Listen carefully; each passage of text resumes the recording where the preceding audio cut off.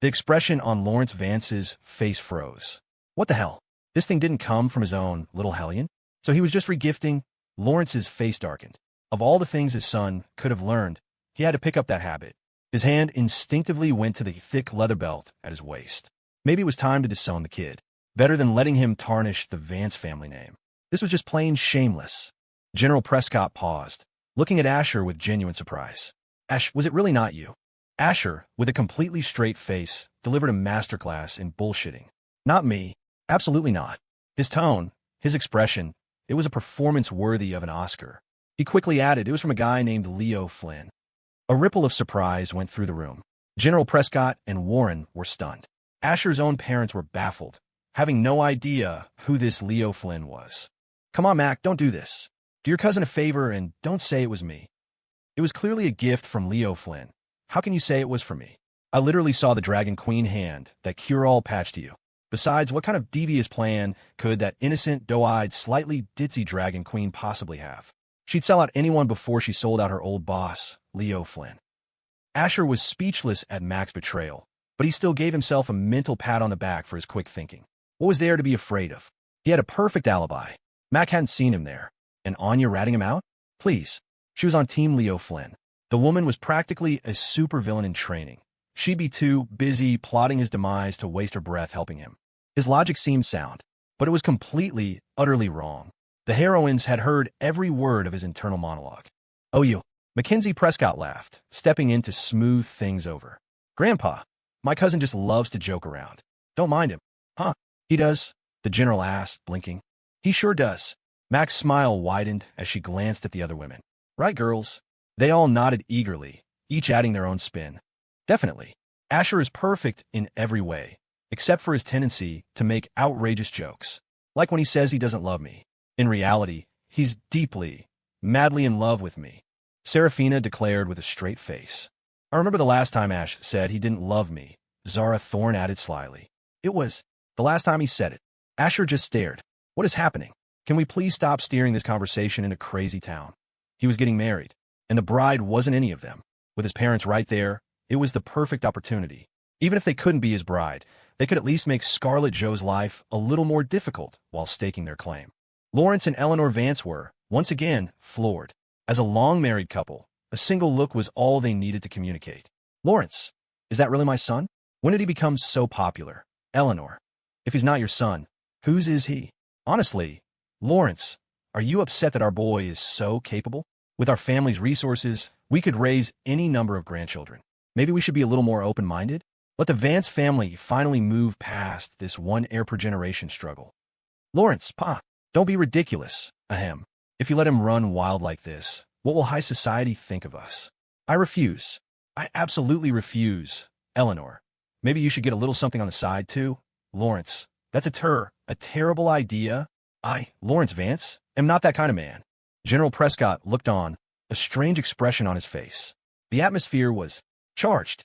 The Vance boy certainly had a way with women. He glanced at the younger generation of Prescott men. If any of them had half of Asher's charm, the family line would be more than secure.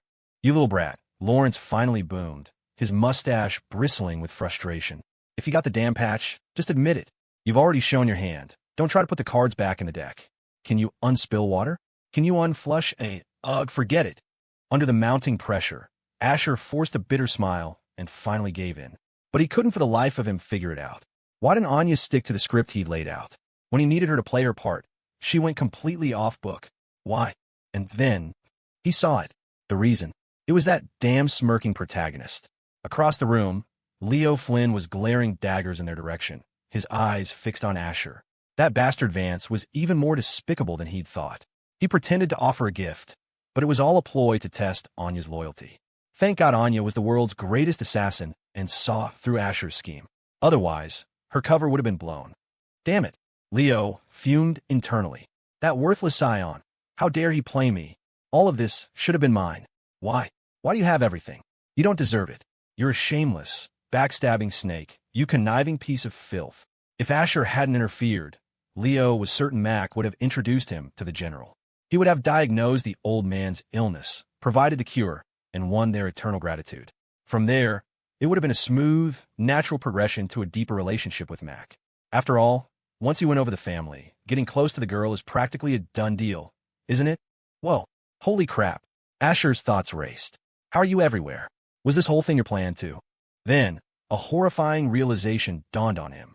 He had stumbled upon Anya's conversation with Leo. Damn it, he'd calculated everything, but in the end, he'd screwed himself over. It was a masterstroke of self-sabotage. If he hadn't shown up, the Dragon Queen wouldn't have had to worry. But with him as a witness, the dynamic changed entirely.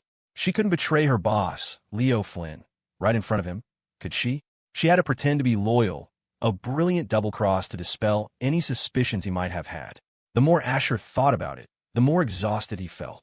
He desperately wanted to sit down with Anya and go over the script, to prove to her that he was supposed to be the brainless villain, the type who gets betrayed by his own people and still helps them count the money. He wasn't the scheming mastermind trying to usurp the protagonist. Did he look like that kind of guy? General Prescott, Warren, and the others were stunned. Was Asher Vance really this humble? The evidence was irrefutable, yet he was still trying to deny he'd done a good deed. Anyone else would be shouting it from the rooftops, cashing in the social capital. But Asher?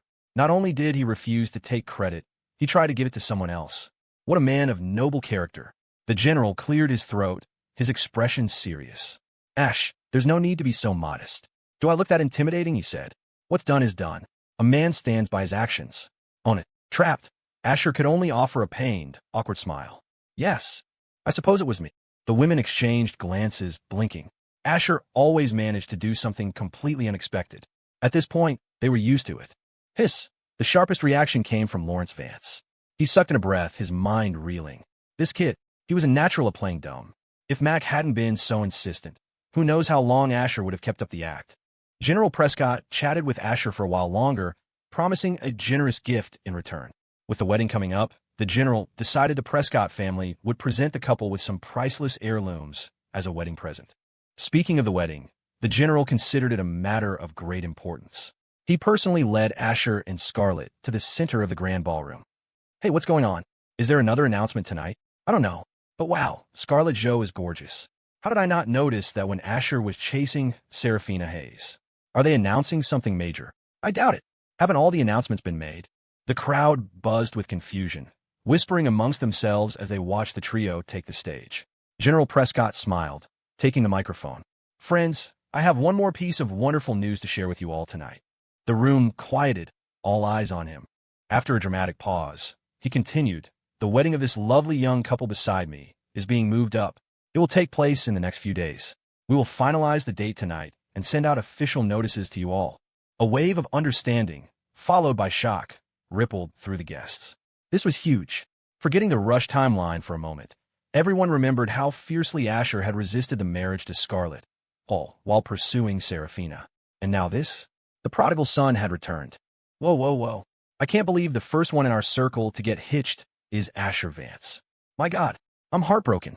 There's finally one decent, handsome guy in all of New York, and now he's off the market. Marriage is the death of a man. What does it bring?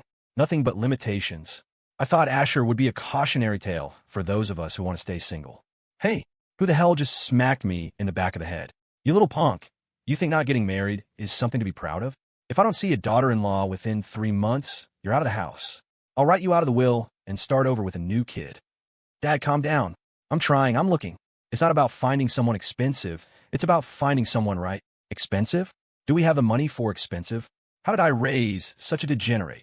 Asher's sudden turnaround became a teachable moment for dozens of wealthy parents, a tool to lecture their own wayward sons. They were all of marrying age. If they weren't going to produce heirs, were they planning to be freeloading trust fund babies forever? This generation was a lost cause. All hope lay with the next. Back on stage, Asher was lost in his own world. It's not like I had a choice. I really didn't mean to push the plot forward this time. Everything just happened naturally. Wait, why is the she-devil holding my hand? He snapped back to reality, feeling a warm, soft touch enveloping his hand. It was surprisingly comforting. Scarlet Jo winked at him, a sly smile playing on her lips. General Prescott handed the microphone to her. Why don't you two lovebirds say a few words? The general knew Asher's personality. The kid hated making a fuss. Scarlet took the mic, nodding to the general, her hand still firmly holding Asher's. He was her fiancé, her future husband. Why should she be shy? Due to certain circumstances, "The wedding has been moved up," she announced, her voice clear and steady. "I'd like to apologize to everyone for the short notice." Half of that statement was for the guests. The other half was a direct shot at the other heroines. Immediately, several pairs of eyes shot daggers in her direction. Scarlet just smiled back sweetly, unfazed. The death glares were, of course, coming from Jessica Young, Zara Thorne, and the others. What's the meaning of this? Even that useless rich boy is getting married. Leo Flynn couldn't wrap his head around it. First, he was chasing Serafina Hayes, and now, before he'd even succeeded, he'd switched targets. What was that? The guy had zero perseverance.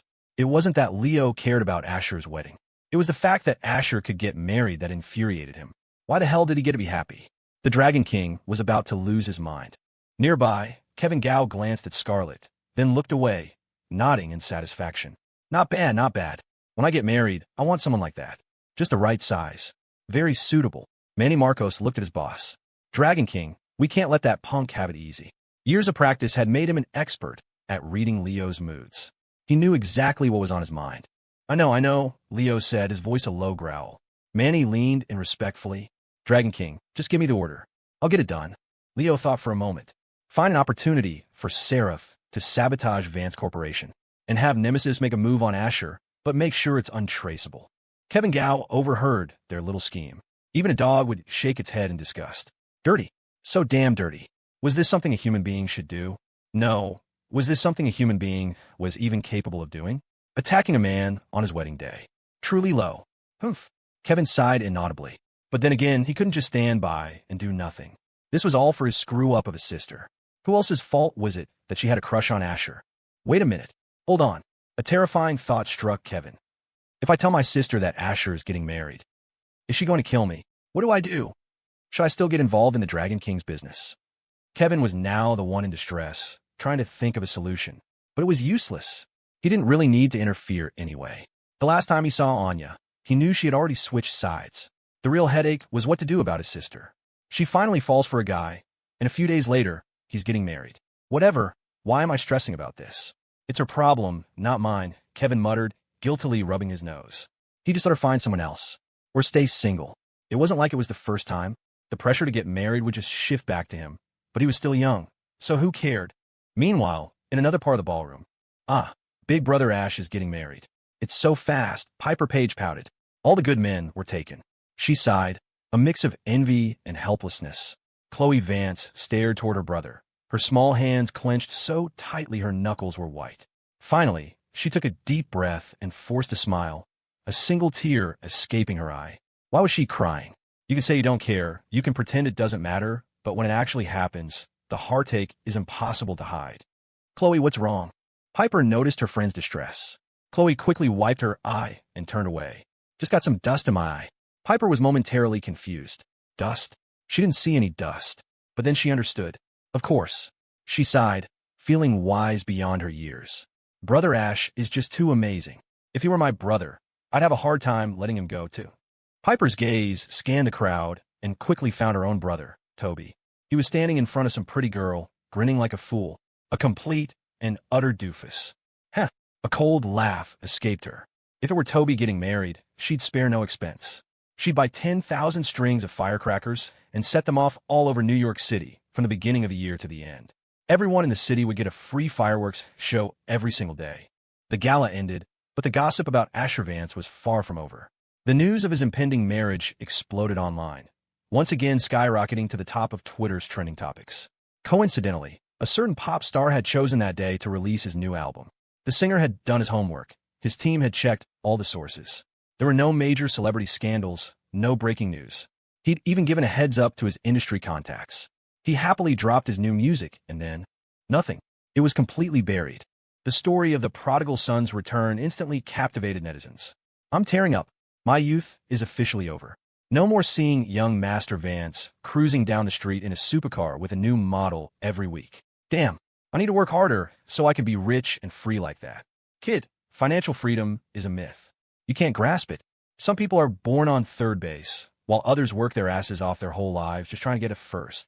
Dude, was anyone there live streaming? I want to donate to Asher to thank him for his massive contribution to society. What contribution? Now that he's married, All those beautiful women he left behind are finally available for the rest of us. Ha ha. Dream on, bro. Even with Asher married, you don't stand chance. Your bank account isn't nearly big enough. On Twitter, on every news site, on TikTok and Instagram, any video related to Asher Vance's wedding went viral. Media companies pushed the content relentlessly. The traffic was insane. It was impossible not to know. On a high-end film set. Perfect. That's the exact flavor I was looking for. Slap. Director Vic Liu shot up from his chair, slapping his thick hands together. Absolutely brilliant. Asher took a handkerchief from a PA and wiped his hands, walking over. Vic, I've got some personal business the next few days, so I won't be able to make it in. Vic waved his hand dismissively, a sincere smile on his face. No problem at all. In fact, young Master Vance, all of your scenes are officially wrapped. We just need to get a few more shots with Lena, and then the crew can start editing. We're ready to call it a wrap. He was practically dancing with excitement. Asher Vance was a goddamn prodigy. Vic had thought it would take at least another week to finish filming, but Asher's Oscar-worthy performance meant nearly every take was perfect on the first try. If he didn't know better, Vic would have sworn Asher was a top graduate from Juilliard. Genius wasn't a strong enough word. Asher smiled. Even better. It felt good to be done. This was more tiring than a real job. He'd only done it to annoy that smirking protagonist, but dragging it out had become a chore. Lena, poured into a black leather outfit that highlighted her explosive curves, walked over. Asher, is it true what they're saying online?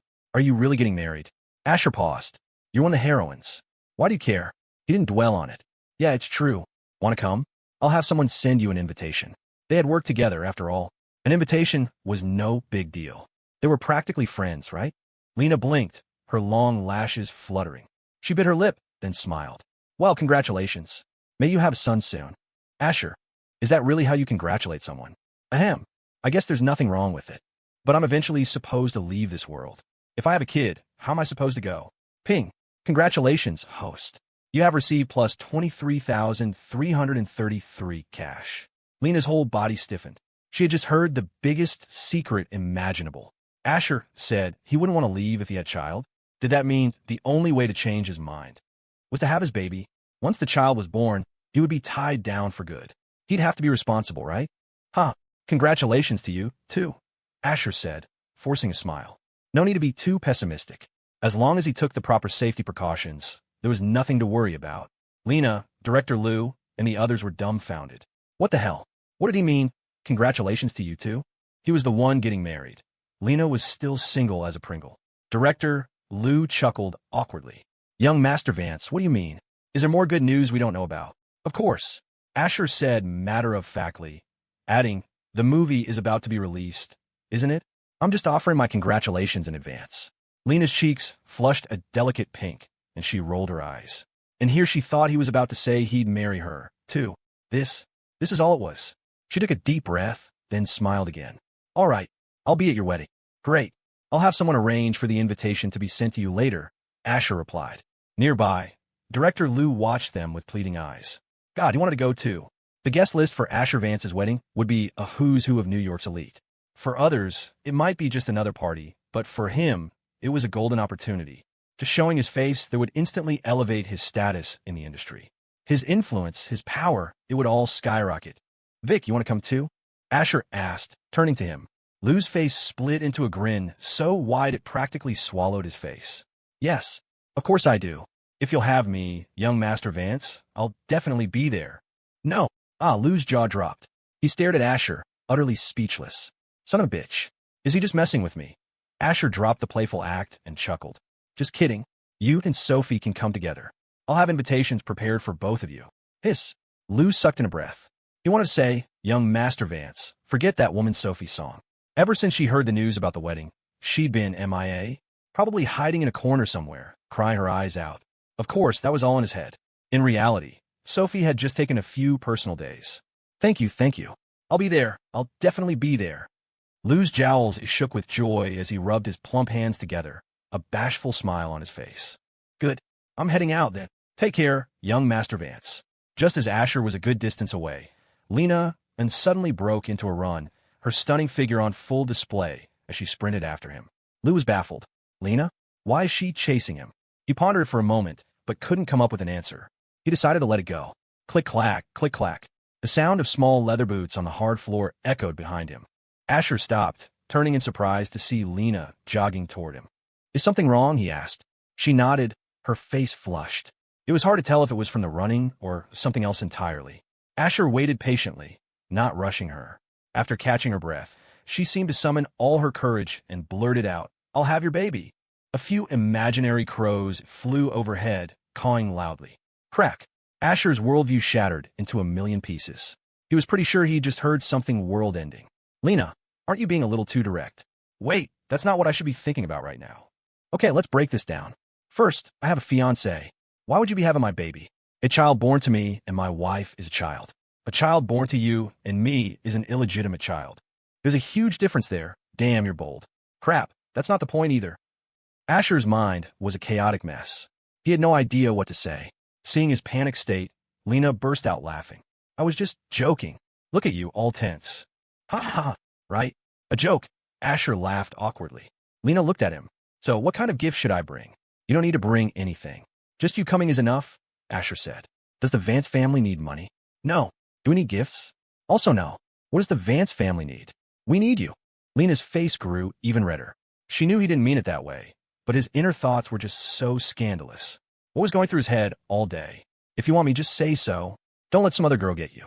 The old saying, love grows over time, wasn't just a joke. It was based in fact. It was like seeing the same object every single day. Eventually, you grow attached. When that object is suddenly gone, your entire world feels different. In short, it's a treasure until you have it, and then it's just junk. After saying goodbye, Lena watched Asher's retreating back, a thoughtful, calculating look in her eyes. Meanwhile, at the Gao family estate, Raina Gao was munching on snacks. So, that Leo Flynn wants you to do his dirty work for him. Kevin Gao shrugged. It's not like I'm doing it personally, sis.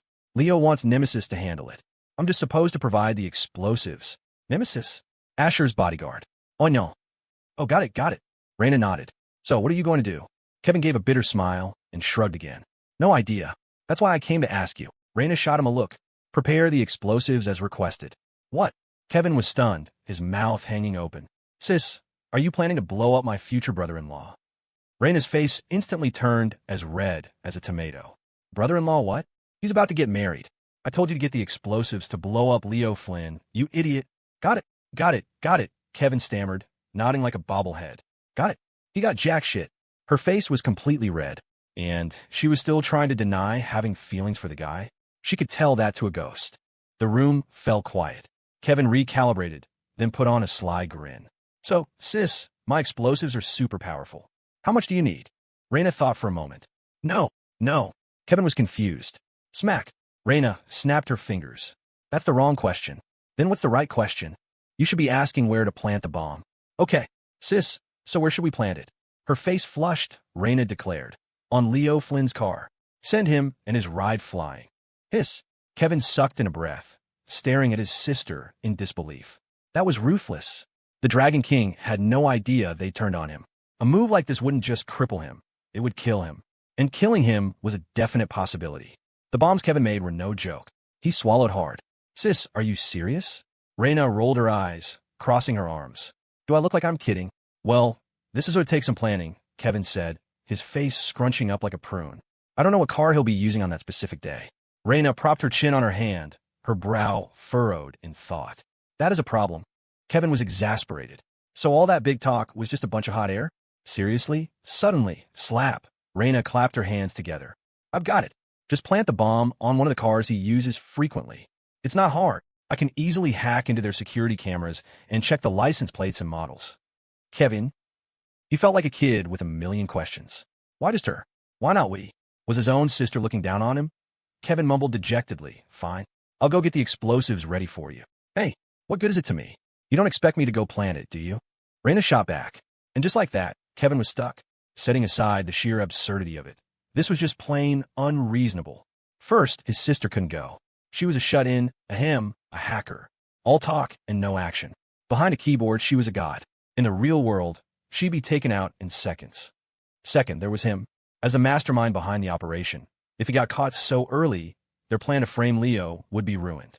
Not to mention the endless retaliation from Leo that would follow. Not that he was scared of a direct confrontation, but Leo was known for playing dirty. So what do we do? Kevin tossed the problem back to her. Raina was annoyed. Don't always ask me. Use your brain. Okay. Kevin's voice shrank. The first rule of talking to his sister was never to piss her off. Otherwise, she would unleash a verbal torrent that could traumatize a grown man, let alone a kid like him. He still remembered the time she got flamed in an online game. She single-handedly argued a mob of trolls into submission, twisting logic until right was wrong and wrong was right. The memory was burned into his brain. I've got it. Raina suddenly jumped up, beaming. The enemy is playing dirty, so our side will dispatch. The Dragon Queen. I'm a genius. Kevin couldn't watch. Dragon Queen? The only Dragon King he knew was Leo Flynn. Did Leo have a change of heart? Sis, who's the Dragon Queen? Raina had forgotten Kevin wasn't a combatant. Anya Kuznetsov. It's just a stupid nickname I gave her. Kevin's eyes darted around nervously, as if expecting Anya to burst through the door and assassinate his sister for fun. Sis, are you crazy? Let me remind you that Anya is no joke.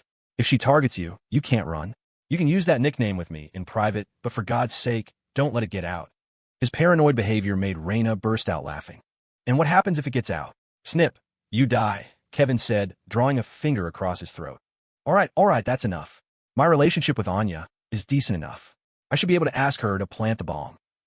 You have my word, Kevin said, already heading for the door. I'm going to go mix the compound. Remember, don't make the payload too big. Raina called after him, worried. Our target is Leo. We don't want to hurt any innocent people. I know. He waved dismissively. He was playing with explosives back when she was still just typing code. What was there to be afraid of? This was going to be a blast. A similar scene was playing out elsewhere. Nemesis, the night before Asher Vance's wedding. I want you to go beat him up. Break his arms and legs. I want him hospitalized for at least 2 weeks. Leo's triumphant voice echoed through the phone. Of course, you don't have to do it yourself. Just lure him to a secluded spot. I'll have my men waiting. All you have to do is take a dive. He's just a spoiled brat. If you really hit him, I'm afraid you might kill him. Haha. Anya listened to Leo's maniacal laughter, her face a mask of indifference. Or not quite. Her eyebrow twitched, but the movement was almost imperceptible. What if he doesn't cooperate? She asked, her voice calm. What? He doesn't cooperate? Leo didn't give it a second thought. Even better. We move to plan B. I'll have someone deliver some custom-made poisons to you. They're all slow-acting. They pass through the system, but the toxins remain, slowly destroying that brat's body from the inside. Anya's grip on her phone tightened. Okay. A sudden chill ran down Leo's spine. He looked around the room. It wasn't that cold. Good. I'll arrange for the delivery soon. Be ready to pick it up. The call ended. A powerful, murderous aura radiated from Anya. This time, she didn't bother to conceal it. Usually, she kept her bloodlust contained, but this was different. This wave of killing intent was more intense than ever before. Buzz! Buzz! Her phone rang again. Anya raised an eyebrow, glancing at the screen. It was a WhatsApp call from Raina Gao. Anya was puzzled. Why was Raina Gao calling her? But the Dragon Queen didn't waste time on such trivial thoughts. She answered. Hello. On the other end, Raina's voice was buzzing with excitement. Great. Anna, you answered. You need something? Yes. So, here's the deal. Raina knew Anya's personality. Simple, direct, no nonsense. If you try to beat around the bush with her, you'd only confuse yourself. After Raina finished her explanation, she waited anxiously. Anya hadn't agreed yet. Maybe she was above such sneaky tactics? Raina swallowed hard, unable to wait any longer. So, Anna, are you in or out? Just give me a straight answer, or at least a hint. When will the explosives be ready? Anya asked suddenly, her voice as calm as ever. Raina's eyes lit up. It's on. Of all the things Anya could have said, this was the most encouraging. Right away. Anna, tonight at the earliest, tomorrow morning at the latest. Just give me an address near you, and I'll have someone drop it off. Raina's voice trembled with excitement. With the Dragon Queen planting the bomb, it would be flawless. Leo Flynn would never know what hit him. You could always trust Anya. Okay, Anya replied. Raina paused, feeling it was necessary to clarify one more thing. Anna, about Kevin Gao. He's my little brother. I already chewed him out for what happened last time. He promised he won't mess around again. So, next time you see him, please don't hurt him. He's on our side now. If she didn't make this clear, there could be a friendly fire incident. If Kevin got beaten up for no reason, she, as his sister, would never be able to live it down. An ally getting attacked. Who could she complain to? Silence. A dead, heavy silence. Raina's heart pounded in her chest. If Anya refused, there was nothing she could do. The waiting was torture. She couldn't stand it. Anna, is that a no? She asked tentatively. If that kid does something unforgivable, just break his arms and legs. I still have to answer to my family, you know? She was just saying it, of course. Now that the cat was out of the bag, Kevin wouldn't dare do anything to hurt Asher. He wasn't that stupid. His sister's allegiance was clear. Anya's next words left Raina completely stunned. Who's Kevin Gao? This was just ridiculous. Raina was aghast. Wait a minute. That little punk told me he was one of the top 10 fighters in the Dragon's Den. How can you not even know his name? Damn it. That little brother of hers had grown bold, daring to lie to his own sister. He was so dead. The more she thought about it, the angrier she got. That bastard, Raina muttered through gritted teeth, going on about being the mole. It was all a lie. Just wait until I get my hands on him. Even though her voice was low, Anya heard it. Oh, I see. You're talking about the mole. Raina froze. You just said you didn't know who Kevin Gao was. What does Kevin Gao have to do with the mole? Anya asked, her tone genuinely clueless. Hiss. Raina was done. Absolutely, completely done. What kind of insane organization was this? They only recognize code names, not real names. Say the mole, and she knew exactly who you meant. Say Kevin Gao, and she was lost. Saka. So all those dumb spy movies were telling the truth. Raina mumbled to herself. I used to laugh at them, but now I see my perspective was too narrow. It wasn't the movies that were wrong. She was reminded of a famous scene from a classic spy parody. You're looking for James Bond? The name's Archer. Sterling Archer. But at least they were on the same page now. With Anya's assurance, a weight lifted from Raina's shoulders. After a few more words, they hung up. Don't let me down, Anna. Night fell. Asher didn't go home. Instead, he called Toby Page out for a night on the town. It was a guy thing. He was about to get married, so he had to drag his best bro out for a few drinks to say goodbye to his bachelorhood. A final farewell to his old self. Congrats, Ash, Toby said, his grin a little too wide. He was clearly enjoying this. Not because he wished Asher ill, but because he thought Asher was jumping into marriage way too fast. If it were him, he'd keep the party going for another 3 years. He'd put off marriage for as long as possible. After all, with a rich dad, he had the means to keep living the wild life. Toby, let me introduce you to someone nice, Asher said magnanimously. Friends for life. If you don't get married, you're a dog. Toby chuckled. Nah, I'm good. You know me, Ash. Unless my old man forces me to the altar, I'm in no rush to get married. Trying to drag him down with him? Not a chance. Love was temporary. The grave was forever. And he wasn't ready to die just yet. Asher's mouth twitched. He was actually a little envious. It was a good life, wasn't it? Being single was awesome. What's a guy your age doing not getting married? Asher pressed, launching a philosophical attack. How can you even sleep at night? The question completely baffled Toby. What was he talking about? He slept great at night. A different girl on each arm. No need to be tied down to one tree. It was perfect. No way. Is he jealous? Toby thought, a shameless grin spreading across his face. He assumed marriage was the end of Asher's wild days. He had no idea it was just the appetizer. Seeing the lecherous look on Toby's face, the way he was trying and failing to hold back a laugh, Asher knew the kid was off in his own fantasy land again. He sighed. Whatever. But if the opportunity arose, he was definitely going to drag his best bro down with him. Help his best bro. It would be great for them all to get married together. Meanwhile, at the Midnight Lounge. After the last incident with Leo Flynn, the place was back to normal within days, but with a noticeable increase in security. The crowd, far from diminishing, had actually grown. This was thanks to the Vance family's deep pockets and a matter of social standing. If you were one of the city's elite, going to a second-rate club was a social faux pas. The most beautiful women in New York all flocked to the Midnight Lounge. First, it was a way to show respect to Asher Vance. Or, let's be honest, those vixens were thirsty for his body. Asher used to be a notorious playboy. For the sake of the plot, his breakup gifts could range from $100 million on a good day to a cool $1 million on a bad one. $1 million. Where else could they make that kind of money? Their usual gigs were exhausting, and even a big score wouldn't be enough to buy a new Birkin bag. Second, the place was crawling with rich heirs. If they couldn't land Asher, they wouldn't leave empty-handed. In a corner on the main floor, a stunningly beautiful woman in a trench coat was drinking alone. The coat couldn't conceal her perfect curves, though if you ignored her modest chest, some might find her lacking. But to each their own. For many, high-end beauty was everything. Her cheeks were flushed from the alcohol. Feeling a wave of heat, she shrugged off the coat, revealing flawless, milky white skin that seemed to glow in the dim light. It was an irresistible sight. A moment later, a group of guys who had been watching her for a while swaggered over. Hey, beautiful. Mind if we join you? Get lost, the woman said, her voice dripping with ice. A powerful aura erupted from her, stopping the men in their tracks. One of them, undeterred, pressed on. Come on, let's get to know each other. Drinking alone, drinking with two, drinking with a few, it's all the same. I told you to get lost. Are you deaf? Her patience had clearly reached its limit. Her demeanor shifted, becoming sharper, more commanding. This time, the men didn't argue. They scurried away with their tails between their legs. If Asher had been there, he would have shouted in surprise. It was that stubborn woman, Serafina Hayes. For some reason, ever since she heard Asher was getting married, Serafina's world had been turned upside down. Before, she had been dismissive of him, convinced he was just another playboy.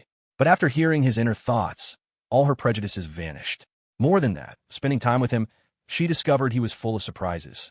He could cook. He wasn't as annoying as she thought. And the biggest shock of all, he wasn't some useless heir. He was incredibly capable, but never showed it off.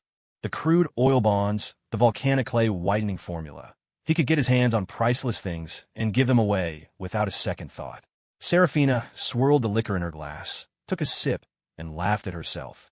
Maybe I was too dramatic before. I never saw the good in you. People are perverse. You reject something when you have it and mourn it when it's gone. Not far away, in another corner of the bar.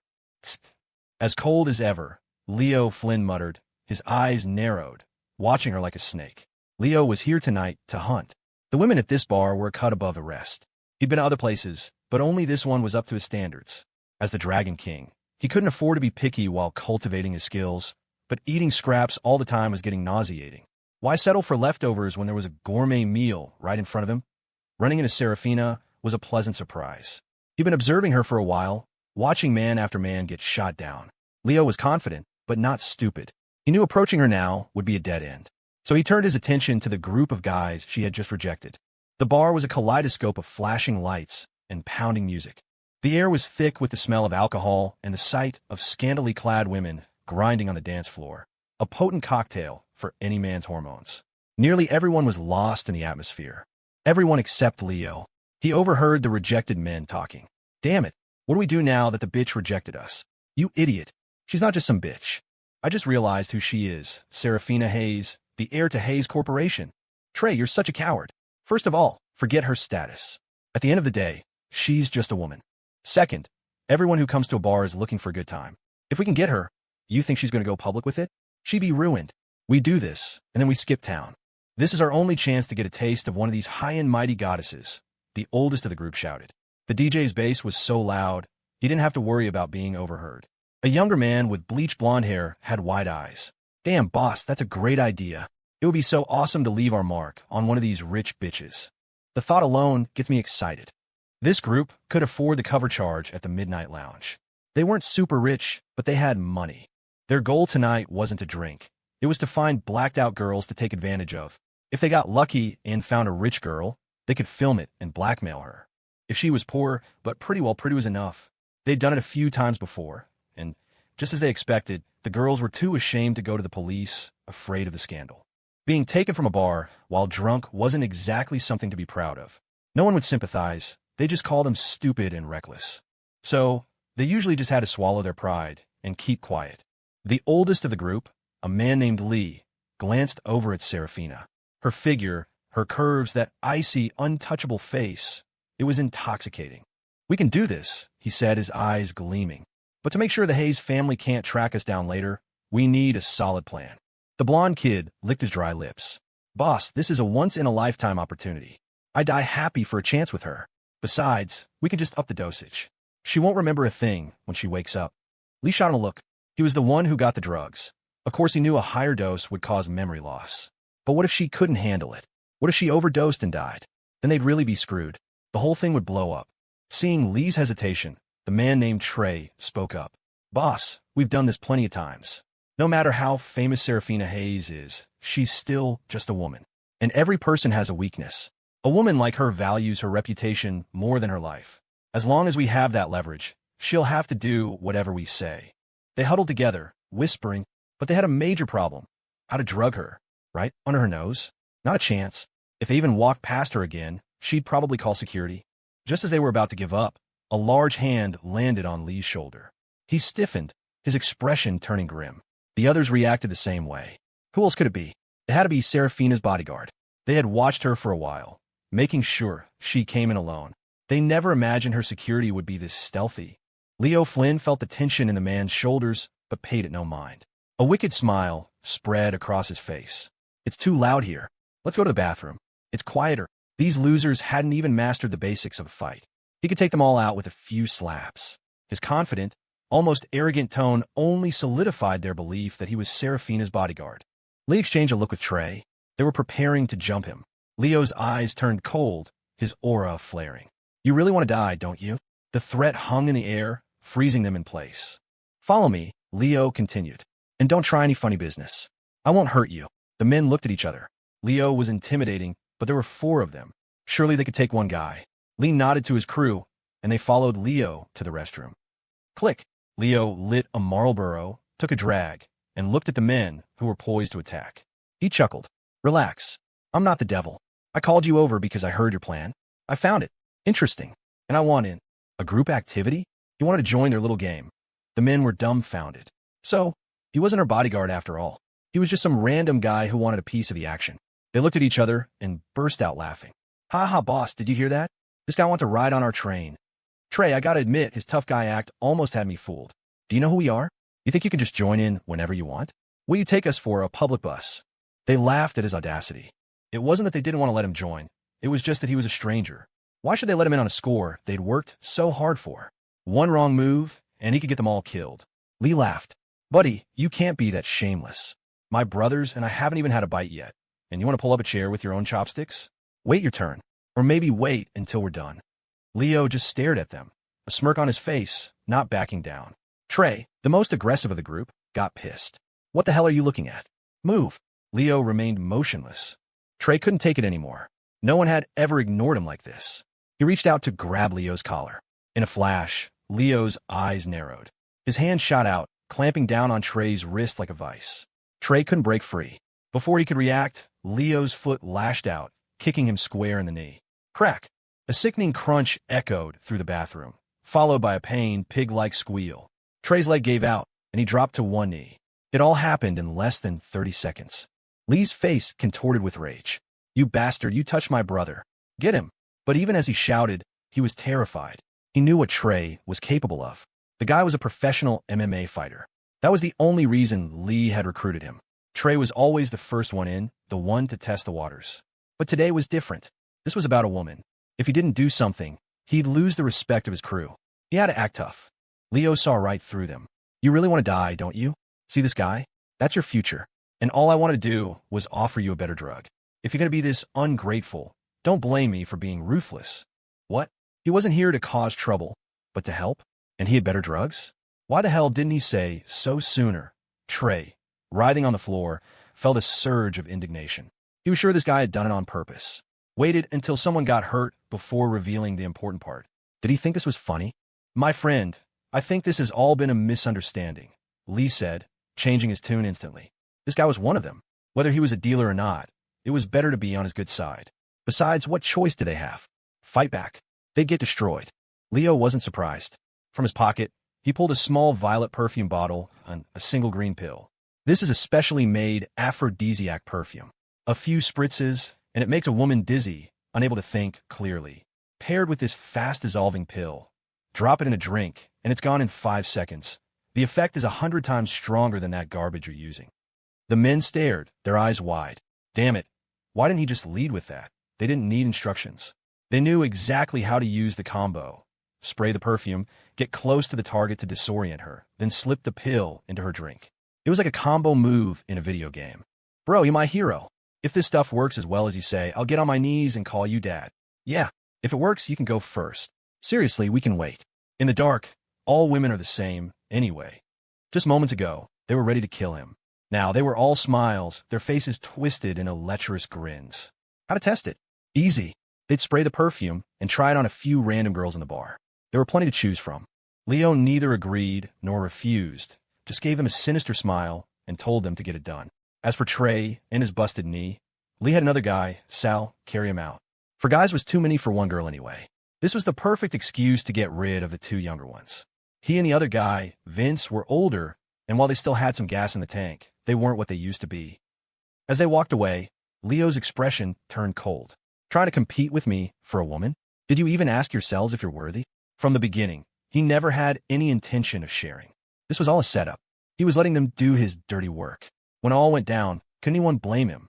It was their own fault for being greedy and weak-willed. What did it have to do with him? He was the Dragon King. His reputation was pristine. Would he ever resort to such low-life tactics? He told himself he wasn't that kind of person. Back in the bar. "Boss, can we trust that guy?" Vince asked. Lee waved his hand. "Trust, but verify. Seeing is believing. Haven't I always told you to watch and learn?" "You're right, boss," Vince said, lowering his head. "Enough with the ass-kissing. See those two girls over there?" "Yeah, good. You take the one on the left. I'll take the one on the right." Before they left the bathroom, they had drenched themselves in the perfume. The scent was faint, almost unnoticeable. Leo had said it only worked on women, so they had no way of knowing if it was effective. But they were about to find out. Trying was free, after all. They split up, each approaching his target. The women in the bar weren't on Serafina's level, but they were still certifiably hot. "Hey, I've been watching you for a while. You have a great body," Lee said, leaning close to a woman in a catsuit. "Acting timid in a place like this would get you nowhere. Yeah, be bold." The woman frowned, but then her expression softened. Her head felt a little fuzzy. She looked Lee up and down and smiled. "Yeah? Okay." She had been about to tell him to get lost, but the words that came out were the exact opposite. Lee was stunned. Holy shit, it actually works? He decided to push his luck. He started by touching her hand, then moved up to her shoulder, watching her reaction. Her eyes grew hazy. He became bolder, and suddenly she swayed, falling into his arms, her face flushed. Feeling the heat of her body, Lee's mind was blown. He'd used aphrodisiacs before, but they only worked in enclosed spaces like a car or a room. In a large, open area like this, they were usually useless. But this stuff, not only was it powerful, but the scent was so faint, it would be almost impossible to use as evidence against him. This was a game changer. He groped the woman for a moment, then quickly lost interest. Why test drive a used Toyota when there was a brand new Ferrari waiting for him? Someone else could deal with this hand-me-down. Across the room, Vince was already making out with his target. Lee's eye twitched. "Damn it, you idiot. I teach you to go for the luxury car, and you settle for this piece of junk? Have you learned nothing?" Vince pulled away, laughing sheepishly. "Sorry, boss. I couldn't help myself." Lee shot him a glare. Pathetic. Absolutely useless. Vince didn't argue. Lee pulled him aside. "Boss, that perfume is the real deal." "That guy wasn't kidding," Vince said, still buzzing. Lee nodded, pressing the small green pill into his hand. "I'm going to go talk to Serafina. You find a chance to drug her drink. Be smart about it. Don't let her see you. I'll keep her distracted for as long as I can." "Haha, don't worry, boss. I'm a pro at this. The lights are dim. It's dark. The bitch won't see a thing." "Good.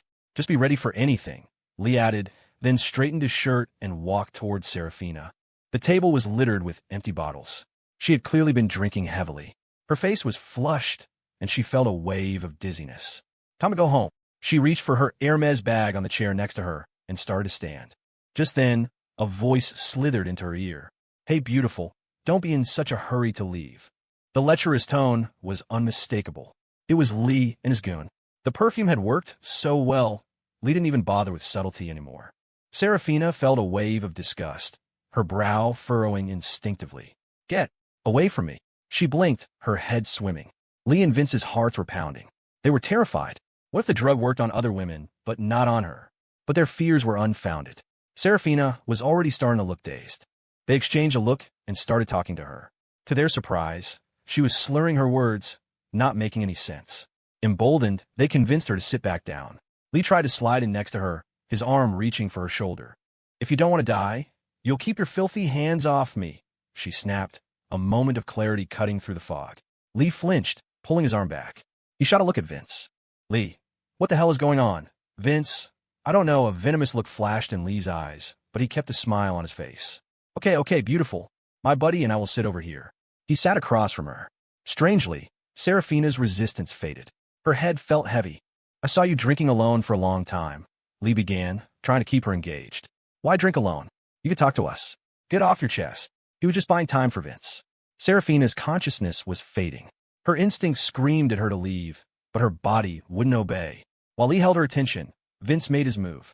The dim lighting was the perfect cover. A few minutes later, Serafina gritted her teeth and forced herself to stand. She knew something was wrong. No matter how low she felt, she would never entertain a man like Lee. It had to be something he was wearing. Her instincts were screaming at her to get out of there now. Hey, hey, beautiful, don't go. Lee jumped up to block her path, his heart skipping a beat. He thought he had her wrapped around his finger. He never expected her to suddenly try to leave. Seraphina's face was beet red. Let me go. You're about to die, and you're still putting on this act? Lee thought viciously. Let's see how loud you scream later. He picked up the wine glass Vince had spiked. We just met. It's fate. If you want to leave, fine. But do me a favor and have one last drink with me. Your favor is worthless, Seraphina wanted to scream. From his behavior, she knew there was something wrong with the drink. A man doesn't suddenly start fawning over you for no reason. Only a fool would believe he just wanted to have a drink. Hiding in the shadows, Leo Flynn watched, holding his breath. This was the most important part of his plan. Let Lee and his crew be the villains, so he could swoop in and be the hero. He just needed them to get her to a hotel room. Then he could either take what was his or save her while she was still somewhat conscious. As long as she was aware enough to know he was her savior. He could provide the poison, and he could provide the antidote. He wouldn't let her black out completely, but when she woke up, the deed would be done. A gentleman? What did a gentleman ever get? A girl might wake up and resent you for not taking the opportunity. His plan was simple. Fundamentally change Seraphina's opinion of him. There's a world of difference between what could have been and what was. Drink it. Just drink it, Leo whispered, his eyes fixed on Seraphina. He couldn't wait any longer. And Seraphina, to his delight, did not disappoint. She picked up the glass and drank. Yes, it's done. Leo slapped his thigh in triumph. Seraphina didn't know why she did it, but she drained the glass. A searing heat spread through her body.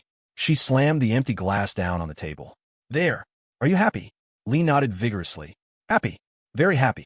He was beyond happy. If he could, he would have jumped up and started breakdancing. Good. Now, get out of my way, Seraphina slurred, her voice barely a whisper. Her body felt drained of all strength. Lee chuckled, his eyes filled with undisguised mockery. Sure. I'll get out of your way. You can go. Seraphina tried to lift her foot to leave, but a strange thing happened. She couldn't. She didn't even have the strength to lift her leg. The loud music of the bar began to fade. Through the haze, she could hear vulgar words like, "Boss, we got her, and we're going to have so much fun tonight." Seraphina's crimson lips looked like they were about to bleed. If she could turn back time, she would never have come here tonight.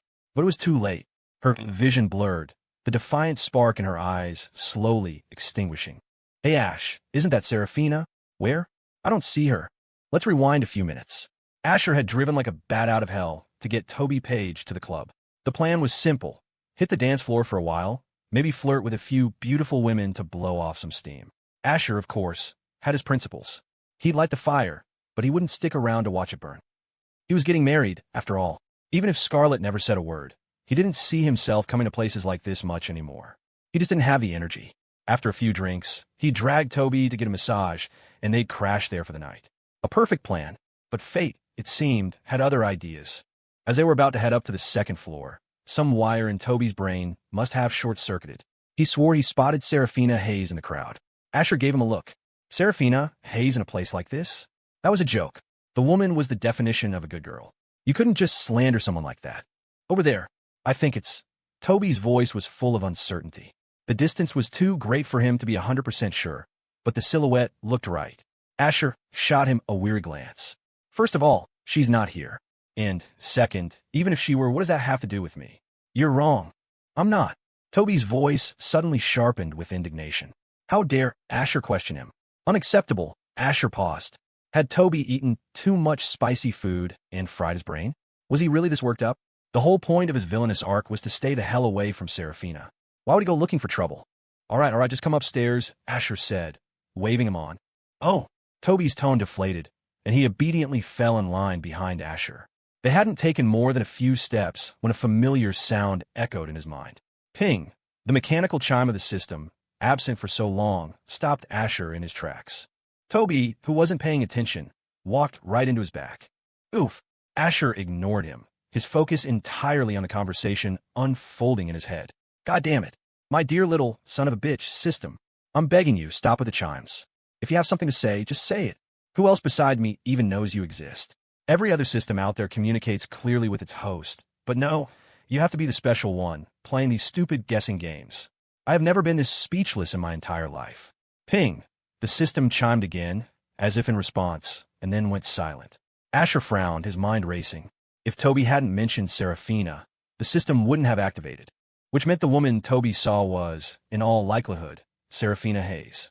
And for the system to give him a prompt, he'd probably have to go over there and interact with her. Ugh, this is such a pain in the ass. Next time, could you just give me a clear hint? He sighed. Thankfully, he'd been with the system for years. He could decipher its cryptic signals without explicit instructions. A newbie would be totally lost. Maybe this was what you call Hoppo. Come on, Asher said, changing direction abruptly. Which way did you say she was? Lead the way. The sudden command left Toby momentarily stunned. But the kid was earnest enough. He quickly recovered and hurried to catch up. No one noticed a faint blush on Toby's cheeks as he followed Asher. Damn, Asher's back is solid, he thought. If only I could be that built one day. At that same moment, over at Seraphina's table, Lee was laughing wildly. Ha ha ha ha. Playing the innocent maiden? You're so screwed. Boss, stop wasting time with her. Let's get her out of here. Yeah. The longer we wait, the more can go wrong. Lee nodded in agreement with Vince. The two of them moved to grab Seraphina, but just then, Leo Flynn appeared. They froze, momentarily confused, before Lee's face split into a grin. Brother, your timing is perfect.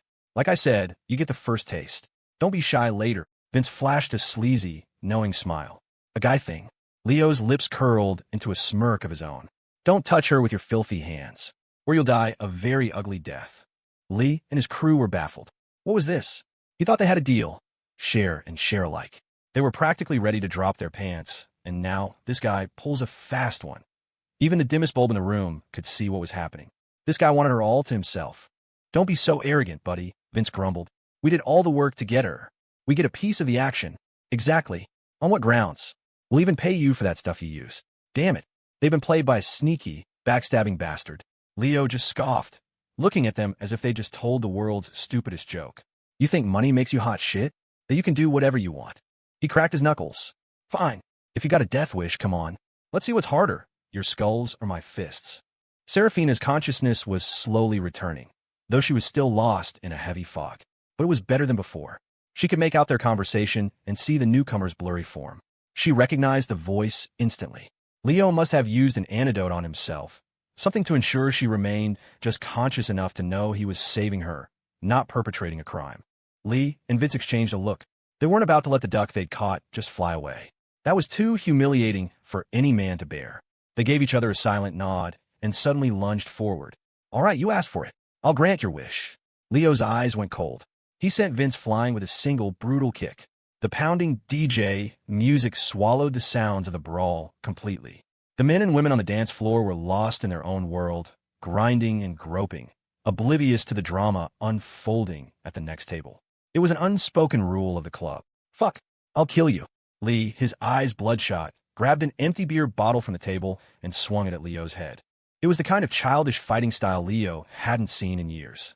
A moment later, Lee's little gambit backfired spectacularly. With a bit of help from Leo, the empty bottle connected squarely with his own forehead, and a trickle of blood ran down his face. Lee was scared. Truly, genuinely scared. His head was split open, hot blood streaming from the wound. Remember this. Don't let me see you in New York City again. Or else. Leo's voice was laced with a chilling, killing intent. Lee clutched his bleeding head with one hand and hauled the groaning Vince off the floor with the other. Got it. We got it. When you were outmatched, you surrendered.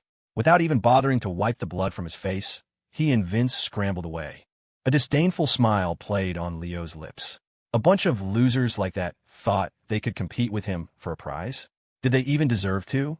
He quickly dismissed the idiots from his mind and turned his attention back to Seraphina's exquisite figure.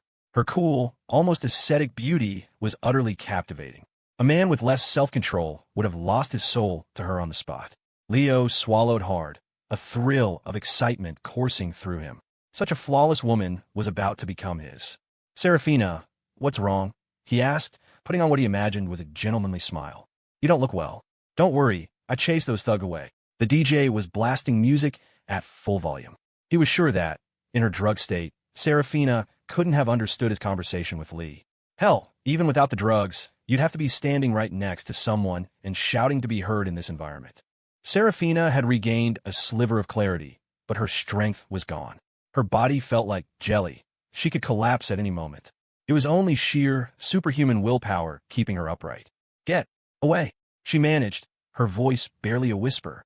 Leo paid her no mind. Whatever she said now was irrelevant. Tonight, he was claiming his prize. Ha ha, here, steady now. Careful you don't fall. Leo chuckled, stepping forward to support her.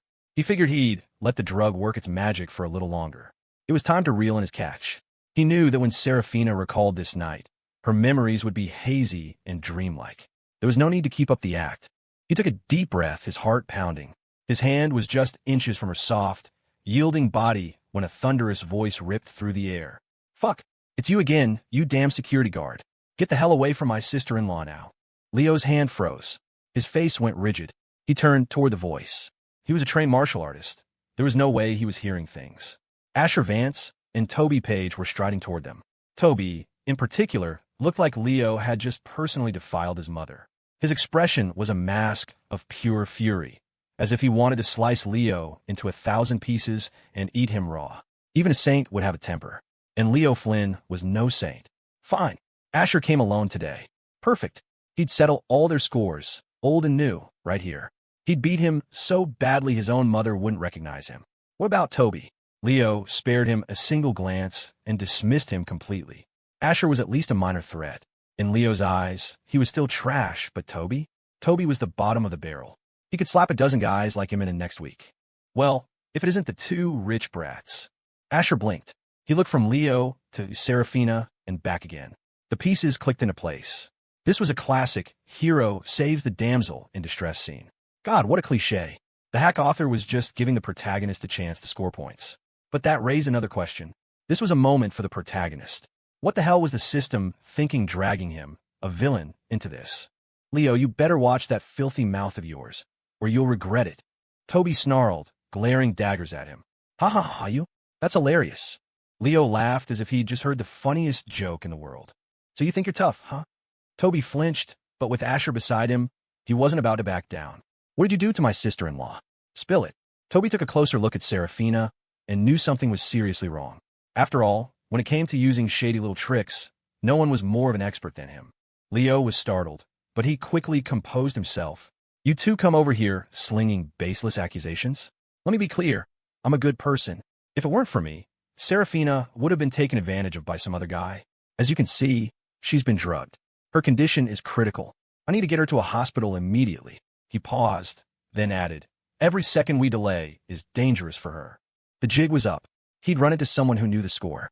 As long as these two weren't blind, they'd figure out something was wrong with Serafina if they pressed the issue. So Leo laid his cards on the table. Once he got her away from here, he had a million lies he could spin to explain tonight's events. Toby nodded in furious agreement. He pulled a crisp $100 bill from his pocket. You did a good job. We'll take it from here. This is a family matter. He waved the bill in Leo's face. You're an outsider, so don't get involved. The 100 is for your trouble. The words were logical, but the delivery was infuriatingly condescending. Leo felt a surge of humiliation so intense, it was almost physical. It was as if Toby had offered him a bone. Was he, Leo Flynn, the Dragon King of the Dragon's Den, some kind of pet dog? I think you're asking to die. Leo roared, about to strike. Asher stepped in front of Toby. Hold on. For some reason, Leo stopped. He told himself it was about honor. No sneak attacks. Besides, beating Asher would be like kicking a puppy. What do you want, you spoiled brat? Asher pointed at Serafina and smiled brightly. There's a simple way to solve this. Let Serafina choose for herself. She goes with you, or she goes with me. Fair, right? Leo frowned for a moment, then decided Asher had a point. After being drugged, Serafina's judgment would be impaired. With a little verbal guidance, she would still end up his. No way. Toby panicked. This damn security guard had clearly used some underhanded trick. He was inhuman. Asher's face hardened. Shut up. My God. Asher screamed internally. Toby, you almost ruined the main couple's big moment. Good thing I'm smart enough to steer the plot back on track. It doesn't take a genius to know the stupid woman will choose the smirking Dragon King. Why?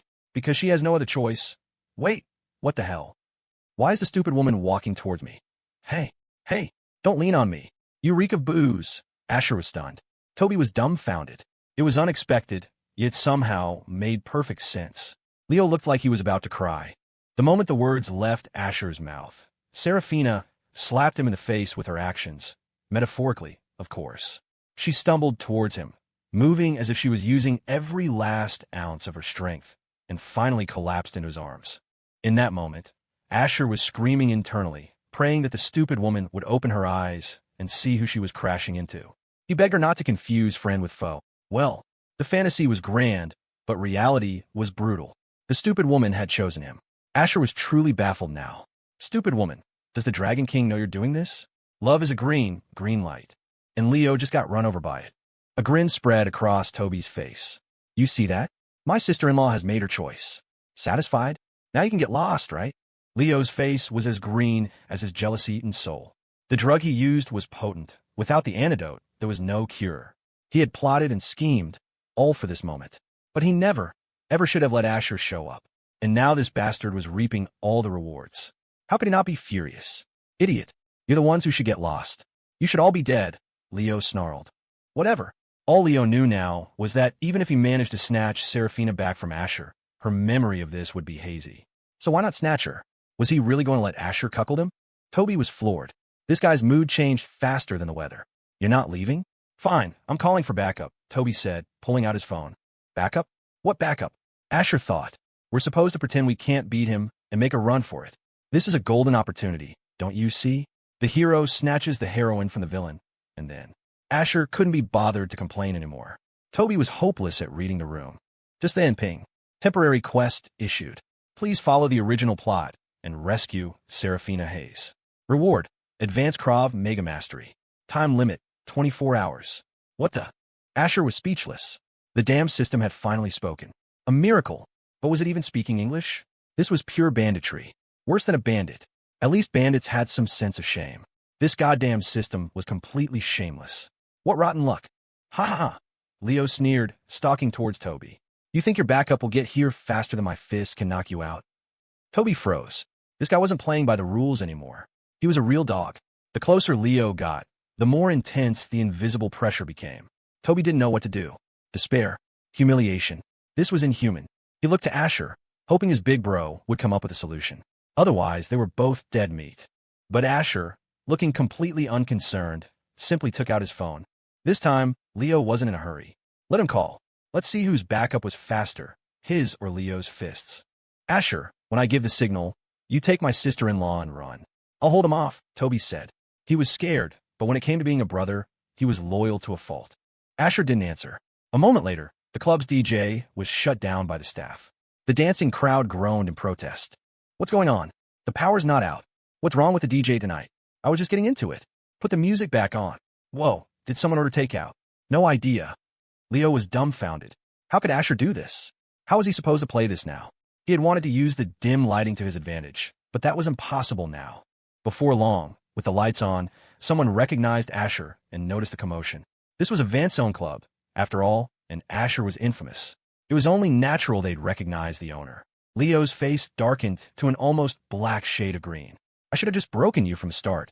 Asher, still looking unbothered, continued to dial. This time, he was calling 911. Yes, I'm at the Midnight Lounge. There's been a fight. You need to send someone over right away. The blood on the floor is still wet. Hurry up, I'm being threatened. If you don't get here soon, I think I might die.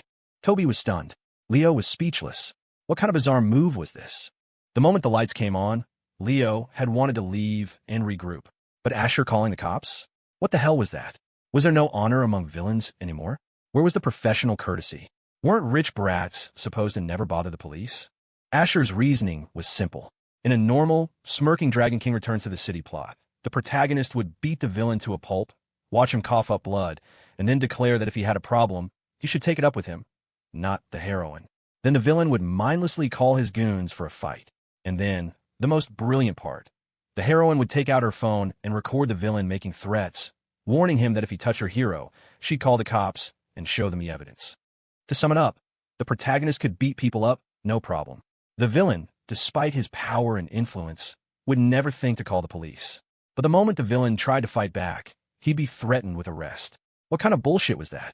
Asher had been forced to play along with the plot, turning a blind eye. Did they really think he didn't know how to dial 911? Toby swallowed hard and asked foolishly, Asher, why'd you call the cops? Asher glanced at the poor, clueless boy. When you're in trouble, you call the police. Simple as that. But so when we face injustice, we're supposed to solve it ourselves?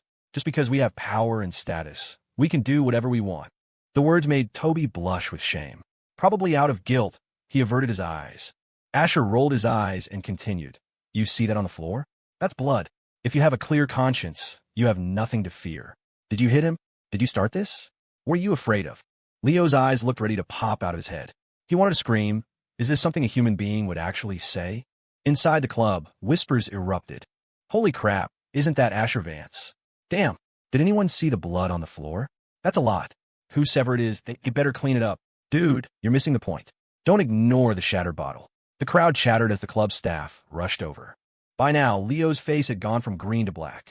This isn't over between you and me. He had to get out of there. If he stayed, he'd never be able to explain his way out of this. Toby watched Leo's hasty retreat and flashed a villainous grin. That Leo Flynn is such a loser. I thought he wasn't afraid of anything. He laughed. Turns out he's scared of the cops. What a joke. Right, Asher? Toby turned to his friend. And then he froze. Serafina was clinging to Asher like an octopus, her limbs wrapped around him. Toby, a little help here, Asher said, a strained smile on his face. Toby was at a loss. How was he supposed to know what kind of drug Leo had used? But an idea wasn't entirely out of the question. He smoothly stepped in front of Asher, using his body to shield them from the prying eyes of the onlookers. He leaned in and whispered, simple. Tonight she's all yours. Wait, no, she was always yours. His smile turned lecherous. Gotta thank that schmuck for the assist. He waggled his eyebrows, making his intentions painfully obvious. Asher's eye twitched. Great. I never should have asked this guy for ideas. I'll handle it myself. He sighed internally, then gave an order. You stay here and clean up this mess. Explain things to the cops when they get here. No problem. You can always count on me, Toby Page. Toby declared puffily, waving Asher on. Go on, get her out of here. Asher was actually touched. This kid was a true friend. When trouble came, he really did stick around. A moment later, that warm feeling vanished, obliterated by Toby's parting shot. Have fun tonight, Asher. Asher almost decked him. Feeling Serafina's grip tighten, he suppressed the urge to commit violence and carried her out of the club. So nice, Toby mused, watching them go. When will I ever get that lucky? It was unclear if he was talking about Asher or Serafina. A few minutes later, 5 or 6 squad cars screeched to a halt outside the club. More than a dozen officers piled out, a formidable sight. Heard there was a fight here. Where are they? A captain asked the club manager. The manager was still in a daze. A fight? When did that happen? He had no idea. Or maybe this was just an excuse for a surprise inspection. If so, he wasn't worried. The Midnight Lounge was a legitimate business.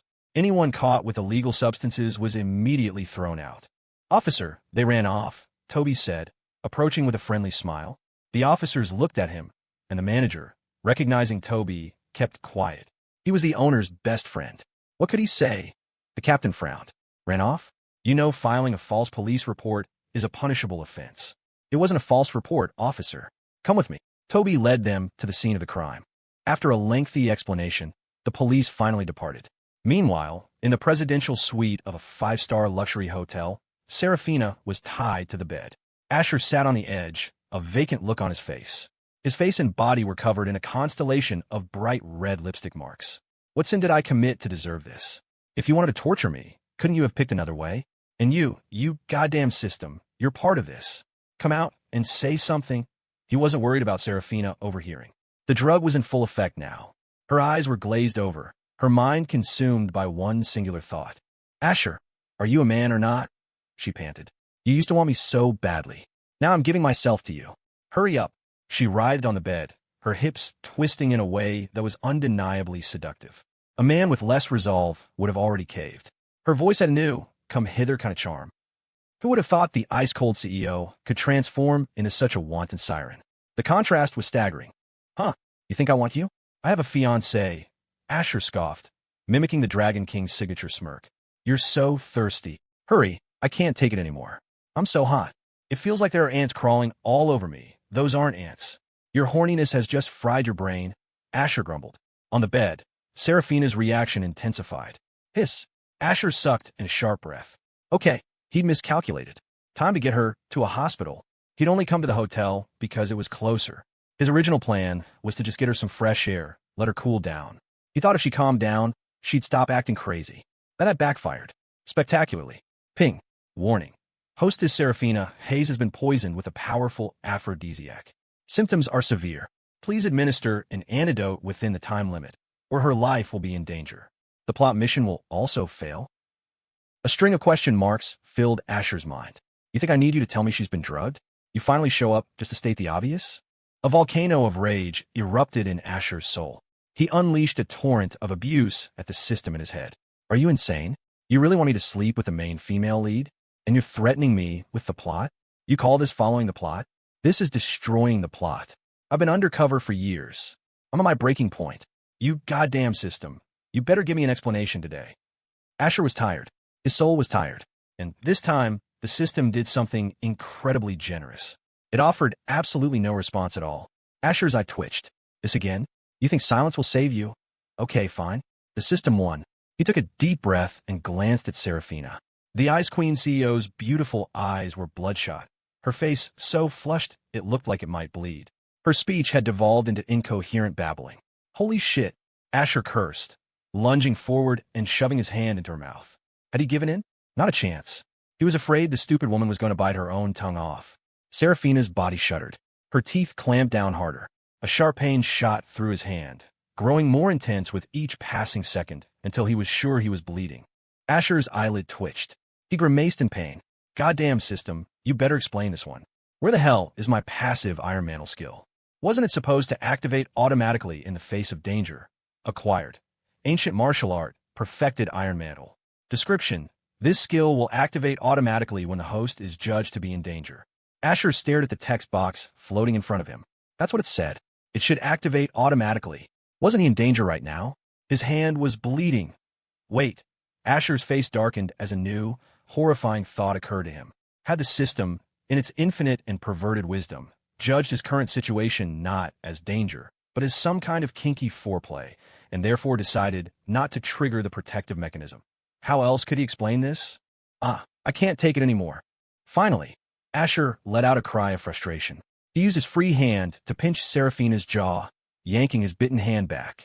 Without a second thought, he peeled off his own recently removed sock and stuffed it into her mouth. A towel, you ask? Too big. A sock was just right. By now, Seraphina had completely lost consciousness, thrashing like a wild animal. Asher, his head pounding from the pain and stress, had reached his limit. You useless system. If you don't give me another solution, I'm done with this stupid plot. I'm going to kill the protagonist. Asher's eyes gleamed with a dangerous light. A genuine killing intent began to rise within him. Sure, a woman's first time was precious. But was he the kind of man who fell apart at the sight of a beautiful woman?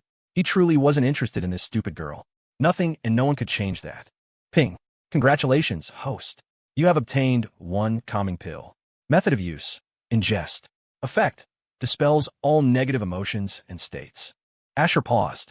Well, why didn't you just do that from the start? A small, black pill, the size of a candy, appeared in his hand. It looked suspiciously like one of those joke shop poison pills. Wasting no time, he repeated the process, pinched the jaw, removed the sock, and popped the calming pill in her mouth. He didn't even bother to wipe the mix of saliva and blood from his hand. The pill's effect was instantaneous. Within moments, the clarity began to return to Seraphina's eyes. Asher watched her for another minute. Aside from a lingering blush on her cheeks, she was no longer struggling or making noise. Only then did he retreat to a chair on the other side of the room. Looking at his still bleeding palm, Asher fell into a deep contemplation. How was he going to explain this bite mark at the wedding? My God, this system-provided skill was absolute garbage. If he could, he'd return it for a full refund. What was all that crap about it being unbreakable? Useless. Seraphina slowly sat up, her back resting against the headboard. Her clothes were in tatters, a mess she had created entirely on her own. You're awake. I should go, Asher said brusquely, noticing her gaze fixed on him. Why didn't you take me? Seraphina's voice trembled. Huh? Asher was completely baffled. She was awake, but clearly not all there yet. He dismissed it as delirious rambling. The system's gifts were usually trash, but this calming pill must be top tier. At the very least, it wouldn't harm the female lead. He bent down to pick up his clothes from the floor. I'm leaving. The situation felt bizarrely like a one-night stand, him being the heartless jerk who bolts the morning after. But he had no time to play games with her. This wasn't like last time. That must have been a fake drug. Her reaction this time was far more intense. Can you not go? Seraphina had regained some of her strength. She swung her legs off the bed and, barefoot, patted across the floor to him. The torn fabric of her dress offered tantalizing glimpses of her body, making her look like a dangerously beautiful rose. Asher glanced once, then quickly averted his eyes. Ms. Hayes, please have some self-respect. Heh. A cold laugh escaped her lips. You used to call me Seraphina. Has the new love already replaced the old? Asher's eyelid twitched. I have a fiancé. Are they small? Seraphina asked, her red lips parted slightly. Asher froze. Hiss. How did she know what he was thinking? Before he could process it, he felt his hand being lifted and placed against something soft and warm. If you think they're too small, I could go to a plastic surgeon, she said, looking him straight in the eye. Her tone was dead serious, her face flushed. It was hard to tell if it was the lingering effect of the drug, or if she was blushing. Asher pulled his hand away. Small is good. You're perfect. You don't need to go to a place like that. You are you. You're a different kind of firework. So you're flirting with me now? A beautiful curve formed on her lips. Asher shrugged. Think what you want. This new Seraphina was throwing him for a loop. He needed to get out of here fast. You just said I was perfect. Then why won't you accept me? Her voice suddenly rose, and she wrapped her arms around him from behind, pressing her body tightly against his. Hiss. Asher grimaced, sucking in a sharp breath. The throbbing from the bite on his hand flared up again. That's right. You're great, but I don't like you anymore. We're not right for each other. What do you mean, not right? I'm not married. You're not married. There's still room for discussion. I know I wasn't good enough before, but I can change for you. Change my ass. We're not even on the same wavelength. How can we make it work? Then I'll change my wavelength. I'll tune into yours. Forget it. It's over. Maybe in the next life. A single tear slid down Asher's cheek, visible from Seraphina's angle. It was from the pain, of course. The tear had been welling up at his eye for a while, and now it had finally escaped. What was he supposed to do? Suck it back in. He broke free from her embrace and walked decisively out of the room, not even bothering to put on his shoes. This time, Seraphina didn't follow. She just watched his retreating back. Clack! The door shut. The expression on her face shifted from shock to numbness, and finally to a chilling resignation. Then, her features twisted into something broken. She laughed to herself, a sound that was cold enough to freeze the air in the room. She walked back to the bed, her eyes scanning the sheets as if searching for something. Her gaze landed on a spot of crimson staining the white duvet. It was stark and unmissable. She crawled over to it, leaned down, and extended her tongue, licking the spot of blood. She closed her eyes, a look of pure ecstasy on her face. Asher, she whispered, you taste delicious. Back at his villa, Leo Flynn's anger grew with every passing moment. That bastard Asher Vance was sent by the heavens just to torment him. There was no doubt in his mind that Asher had taken advantage of the situation tonight. After all, Leo knew exactly what kind of drug he'd used. That goddamn rich brat deserves to die. Leo couldn't wait any longer. He picked up his phone and dialed Anya Kuznetsov. He wanted Asher in a hospital bed by tomorrow, unable to move for at least 2 weeks. A moment later, the call connected. Hello? Change of plans for Operation Nemesis. The attack on Asher Vance is moved up to tomorrow. I'll arrange for some scapegoats to be there. Lure him into an empty alley. He paused, his voice dropping to a dangerously low growl. If necessary, I'll take care of him myself. Silence. A dead, unnerving silence from the other end of the line. Finally, Leo couldn't stand it anymore. Nemesis, did you hear me? He snapped. Are you done? Anya's flat voice came through the speaker. Leo blinked. He was the one asking the questions. How had the tables turned? He swallowed, a strange feeling creeping over him. Something was off, but he couldn't quite put his finger on it. I'm done. Oh, Anya said. Beep, beep, beep. She hung up. Leo frowned, his brows knitting together. Nemesis is getting more and more perfunctory. He thought for a moment. Then again, she'd always been like this. Shaking his head, he decided not to dwell on it. He would savor the thought of tomorrow, when he would finally wash away this humiliation. Anyone who touched his woman would pay the price. Leo made up his mind. Tomorrow, he would play dirty. He'd aim for the family jewels. Asher thought he was so tough. He would show him that heaven and hell were separated only by the will of the Dragon King. Meanwhile, Asher's hand had stopped bleeding. He'd considered going to the hospital, but it had inexplicably healed on its own. He was a little bewildered. Wasn't Iron Mantle just for defense? Since when did it come with healing abilities? Still, it was a good thing. All that remained was a neat set of teeth marks on his skin. Staring at the imprint, he fell into deep thought. Should I get rabies shot? Just then, his phone vibrated on the table.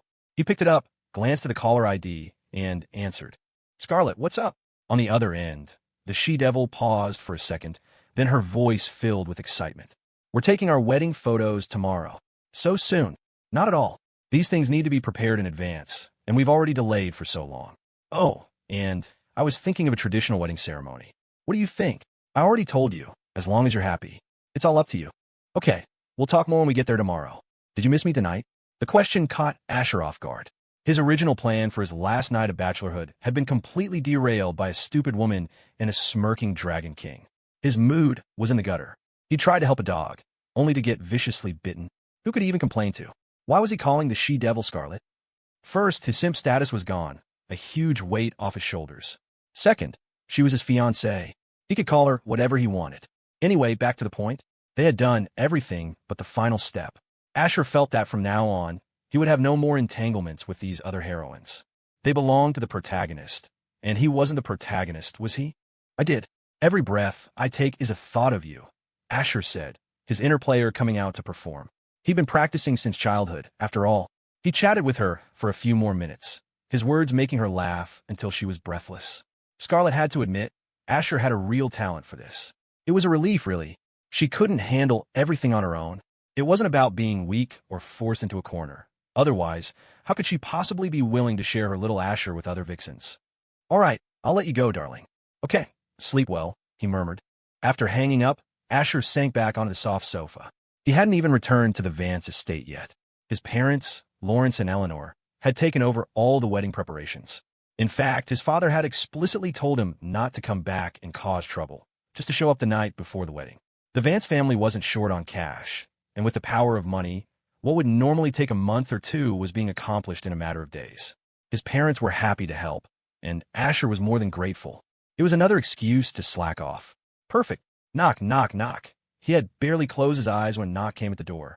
Come in. The door opened. It was Anya, the Dragon Queen. Asher looked up at her, but didn't bother to get up. What's up, Anya? I already gave you your weekly allowance, you know. Anya walked over and stopped in front of him. Her gaze met his. From Asher's vantage point, it was impossible not to notice the two perfectly normal-sized mountains on her chest. If it were Mac or Chloe standing there, he probably wouldn't even be able to see their faces. Proof that bigger wasn't always better. Normal was good. I know, Anya said. She continued to stare at him. He stared back. An entire 5 minutes passed in silence. Finally, Asher couldn't take it anymore. His neck was getting sore. He started to sit up. If you have something to say, just say it. You want a raise? I'll give you one. You want a vacation? Approved. You want to skip work? Even better, oof. Before he could finish, Anya placed her hands on his collarbones and gently pushed him back down onto the sofa. Asher was completely baffled. Holy shit, the Dragon Queen is making her move. You finally couldn't hold back anymore, could you? Oof, I knew your true colors all along. Just do it. Let's get this over with. Hey, wait, whoa. What is this sensation? Asher was stunned. A soft feeling cushioned the back of his head. What the hell was going on? Asher stared at Anya.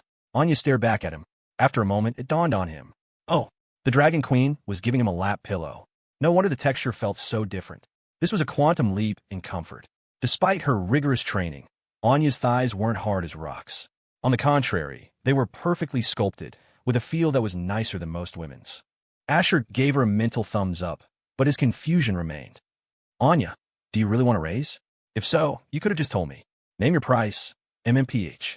Before he could finish, Anya placed a single finger on his lips and made a shushing gesture.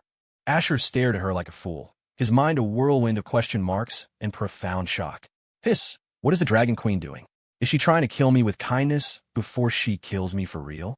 What the hell is happening? Sob, Scarlet, I don't think I'm going to make it out of this alive. The Dragon Queen is going to silence me for good tonight. Anya's unusual behavior sent a jolt of genuine fear through Asher. This was too intense. You couldn't even write this stuff in a novel. The world's deadliest assassin fell for me. The overbearing CEO? Give me a break. He was actually on the verge of tears. How could she? How dare she? After another stretch of silence, Anya finally spoke. Leo Flynn is planning to harm you tomorrow. I will kill him for you. Asher's mouth twitched violently. Huh? Was he hearing this right? The female lead wanted to kill the male lead? What kind of bizarre plot twist was this? This was a first for him across 3 lifetimes. Ahem. Anya, are you not feeling well? Is it that time of the month? Just say the word. If you need a day off, take it. I'm a good boss. I would never exploit you. Asher probed tentatively.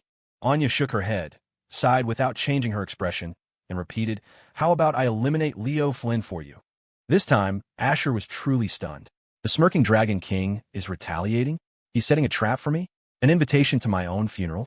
Don't overthink it. What I'm saying is true, Anya said flatly. But the more she said it, the less Asher believed her. Things were never this easy. The Dragon King was protected by the world's plot armor. He couldn't be eliminated that easily. Anya couldn't reveal that she could hear his thoughts. Otherwise, with her naturally blunt personality, she would have blurted it out long ago. Seeing that Asher was still lost in his paranoid fantasies, she simply closed her mouth. Asher fell silent too. He didn't know how much time had passed. "Does your hand still hurt?" Anya asked. Asher lifted his hand and looked at it. The bite mark was still there, but it wasn't a big deal. Thank God it was the Dragon Queen who saw it. It would have been a lot harder to explain to any of the other heroines. "It doesn't hurt anymore. It's all better." "Oh," Anya replied, and asked no more. That was her nature. If Asher wanted to talk, he would talk. If he didn't, she wouldn't press him. The pressure of the situation was making Asher antsy. He couldn't figure out what game the Dragon Queen was playing. Meanwhile, Anya had already closed her eyes. Asher waited for a moment. Seeing no movement, he waved his hand in front of her face. Still no reaction. Holding his breath, Asher tried to slowly lift his head, moving with the stealth of a thief. He was finally experiencing what it meant to have a guilty conscience. Just as he thought he was free, a slender hand shot out and pressed him back down. "The hell? Weren't you asleep?" Asher grimaced. Anya didn't even open her eyes. He had been so careful, yet she had still caught him. He was speechless, but then he remembered who she was. It would have been a miracle if she hadn't noticed. He sighed internally and lay back down. "My God, fine, if you won't let me leave, so be it. It's not like I'm some kind of gentleman anyway. Your lap pillow is mine now." Like a pig that no longer feared boiling water, Asher closed his eyes and settled into rest. The iron mantle the system gave him couldn't be so useless as to let him get hurt, right? Besides, he was immune to all poisons. What was there to fear? If the Dragon Queen did make a move on him, even better. He was sick of his collapsing plot anyway. Maybe if he got BBQ'd, the system would count the mission as complete. He'd open his eyes and be back in the real world. Perfect. Not long after Asher drifted off, Anya opened her eyes. She looked down at his sleeping face, and a rare, faint smile touched the corners of her lips. It was the most expression she was capable of. "Sleep well," she murmured to herself, her voice calm. "As long as I'm here, no one can hurt you. That's my promise to you and to myself. Whoever wants to kill you, I'll kill them for you." If Asher could have heard those words, he would have been shocked. This was loyalty on a whole other level. But he was sleeping soundly. The night passed without incident. The next morning, Asher's eyes fluttered open. He stretched his arms. He'd slept incredibly well, probably because of the new pillow, and then he realized it wasn't the pillow. It was the Dragon Queen. Oh, and a side note, Anya had a unique, pleasant natural scent that was incredibly calming. Asher guessed it was a result of her martial arts training. As he stretched, his hand brushed against something large and soft. Anya's closed eyes immediately opened, meeting his. They stared at each other for a few minutes. Asher gave an awkward smile and pulled his hand back. This time, when he sat up, Anya didn't stop him. Before she could speak, Asher apologized. "Sorry about that. I didn't do it on purpose." Anya shook her head, her tone flat. "I'd rather you did." Asher was speechless. What was he supposed to say to that? "Anya, get a grip. You just got felled up. You know that, right? Did you sleep well last night?" "Yeah, very well." Asher nodded honestly. Anya said, "Then it's my turn." "Asher, you want a lap pillow too?" But he quickly realized it wasn't about a lap pillow. It was about her morning greeting. The Zhou family estate had undergone a seismic shift in recent days. Everyone had initially been furious, believing Scarlet had gambled the family's fortune on crude oil futures. But after her father, Richard Zhou, stepped in to clarify, the truth emerged. Scarlet had invested all of it in crude oil bonds. The family was left in stunned admiration. The news reached the ears of the family patriarch, grandfather Charles Zhou himself. Scarlet's talent was simply too astounding to ignore. He made a decision on the spot. Scarlet Zhou was to become the new head of the Zhou family. Normally, the position would be contested among her father's generation, Richard, Ronald, and the others. But what Scarlet had accomplished was unprecedented.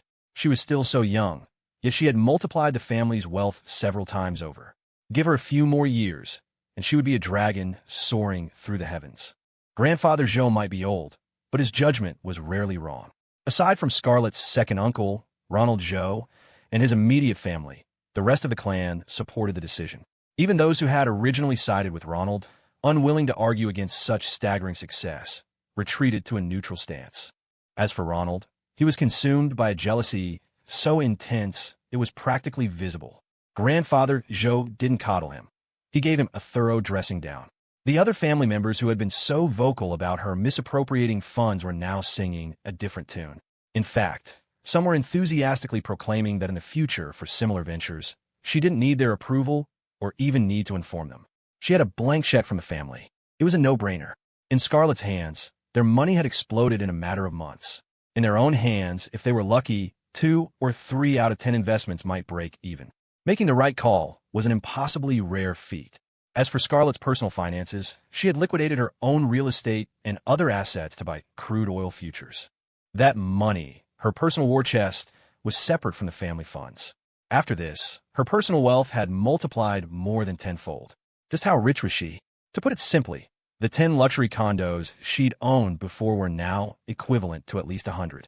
If the year-end financials were released today, Scarlet Joe would easily rank in the top 3 of the world's richest women, maybe even number 1. Back at the Joe estate, Asher pulled up in an Audi 8 to pick her up. It was a sports car, but since Anya was coming along, he needed one of the few 4-seaters in his collection. "You're early. Have you been waiting long?" Scarlet asked with a smile. She was wearing a thick brown puffer jacket, a light pink scarf wrapped around her neck, and a black Chanel bag slung over her shoulder. Asher found the look both comical and adorable. She was taking care of herself, choosing warmth over fashion. She was bundled up so tightly she looked like she'd gained 20 pounds. There was something incredibly attractive about a woman who knew how to look after herself. "I just got here," Asher smiled. "Only 10 minutes. No big deal. I can wait." Scarlet got into the car and saw Anya in the back. She smiled and greeted her, and Anya gave a slight nod in return. Scarlet was genuinely at ease with Anya. Having a martial artist of her caliber protecting Asher was a huge relief, and she would absolutely deny that it was because she wanted someone to share the burden of his complications. "Have you had breakfast?" Scarlet asked. "Not yet." "Okay, let's get something to eat first. There's a noodle bar with amazing seafood noodles. We can go there." Asher had no objections. If he couldn't even fulfill such a simple request, he'd be a pretty sorry excuse for a man. Meanwhile, at Manny Marcos's villa, Leo Flynn's eyes were bloodshot. He was a powder keg, ready to explode at the slightest spark. He hadn't slept a wink last night, and it was all because of that damn Asher Vance. He had ruined his perfect night. There was no question in Leo's mind that something had happened between Serafina and Asher. Every time he thought about it, a sharp pain lanced through him. The rage was suffocating. "I will avenge the theft of my woman," he roared into the empty room, his fists clenched so tight his knuckles cracked. "Knock, knock, knock." The sound of the door made him pause. He took a deep breath to steady himself. "Come in." Manny Marcos entered. "Dragon King, I found the scapegoats you wanted." When they heard the target was Asher Vance, they all got cold feet. But money makes the world go round. The promise of a big payday was enough to convince those street punks. Leo nodded. "Good work, Manny." Manny scratched his head and laughed. "All in a day's work. The men are ready. When do we teach that useless brat a lesson?" At the mention of Asher, Leo's eyes practically shot lasers. "As soon as possible. I'm going to destroy him." Manny had never seen Leo this furious. Had Asher cuckolded him or something? He'd never witnessed such a display of rage. He didn't dare ask, didn't dare speak, and certainly didn't dare offer any words of comfort. "By the way, Manny, do you have a ski mask?" Manny looked surprised. "Dragon King, what do you need that for?" Leo gave him a weary look. "I don't want that brat to recognize me." Manny was stunned. "But, Dragon King, we do things honorably. Teaching a rich kid a lesson isn't something to be ashamed of. We're doing a public service. Seriously, when you asked for a mask, I thought you were planning a robbery." Manny rambled on until Leo held up a hand to stop him. When he was quiet, Leo said flatly, "That brat doesn't play by the rules. If you hit him, he calls the cops." Manny's jaw dropped. He stood there, frozen. Weren't rich kids in this country supposed to be arrogant and prideful? Weren't they supposed to handle things privately, never involving the authorities? All the other rich kids they'd beaten up abroad would go crying to their daddies for revenge, not the police. Why was Asher Vance so different? This was disgusting. How were they supposed to play this game? Watching Manny stand there in stunned silence, Leo, for the first time, truly understood the meaning of the phrase shared suffering.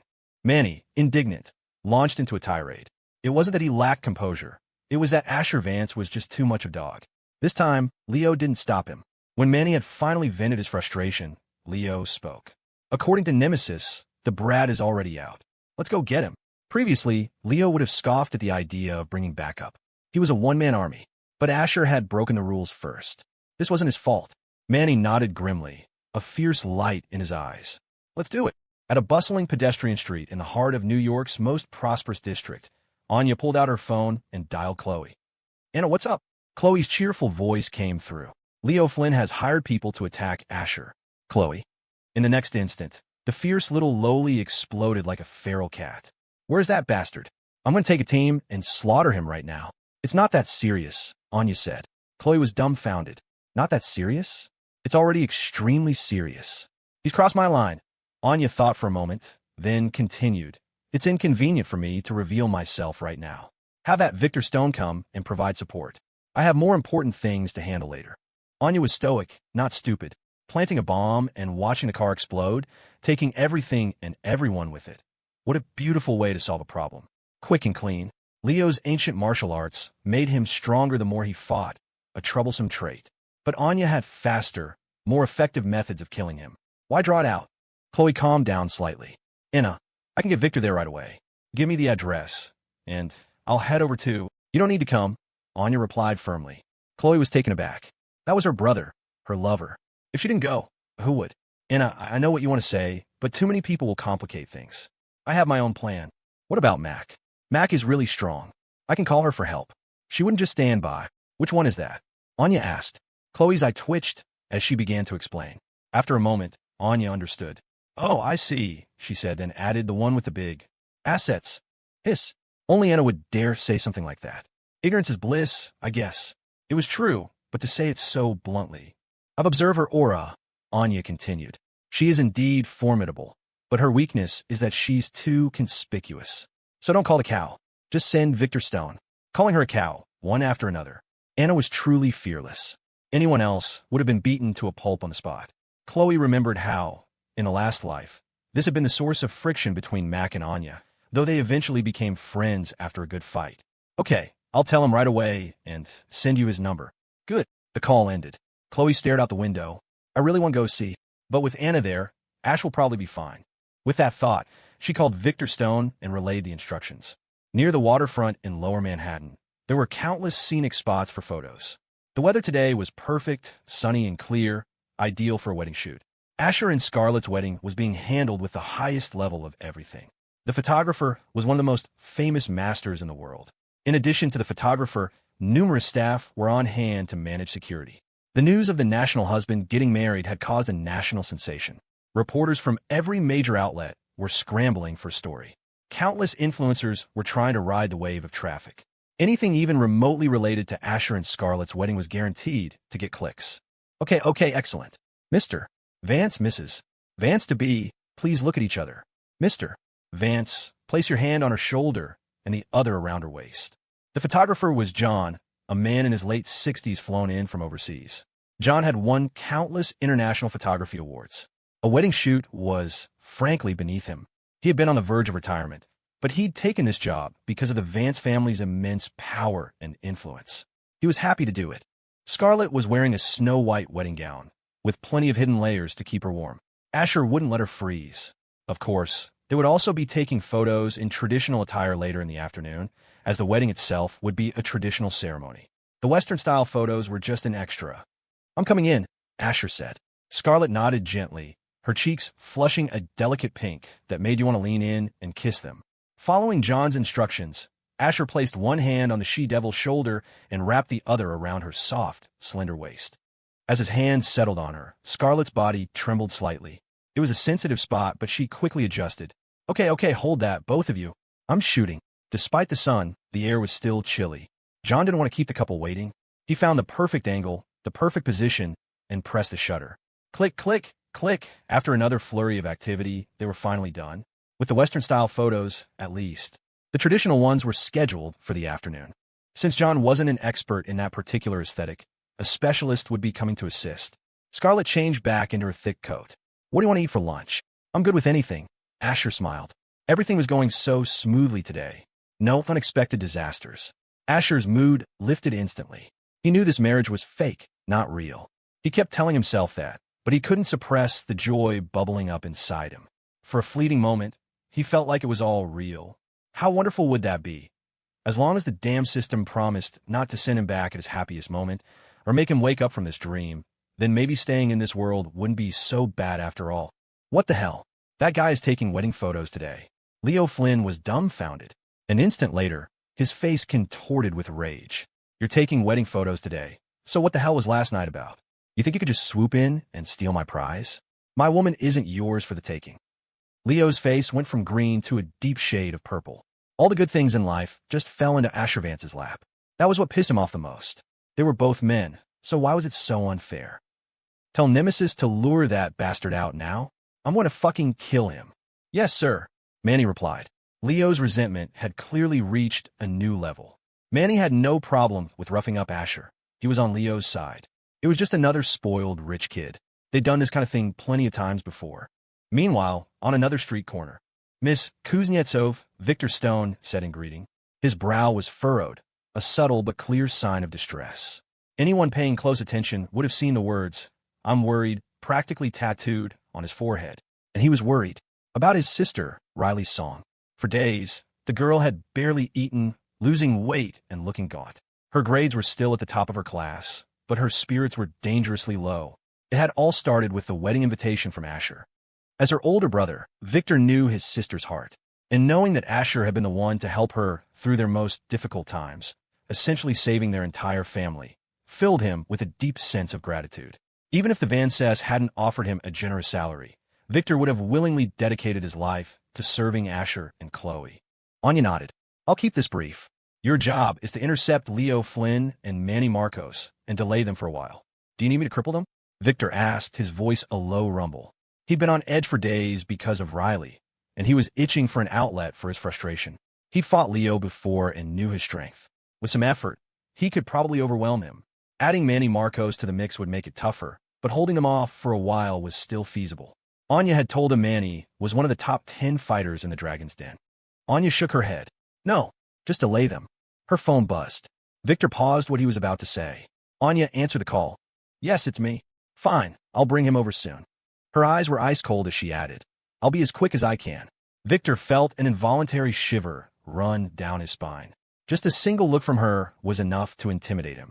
He couldn't imagine what would happen if she directed her actual killing intent at him. He doubted he would last very long. After hanging up, Anya immediately dialed another number. This time it was Raina Gao. A moment later, the call connected. My dearest Anna, what's up? Red Rose's cloyingly sweet voice purred through the phone. It was blatant sucking up, but for Raina, that was nothing. The chance to curry favor with the world's #1 assassin was a rare opportunity. I need your help, Anya said, her voice as flat and unadorned as ever. It seemed nothing in the world could truly touch her heart or stir her emotions. Of course, that was just what you could gather from her voice. To truly understand the Dragon Queen, you had to watch her subtle, physical reactions, something Asher had become an expert at.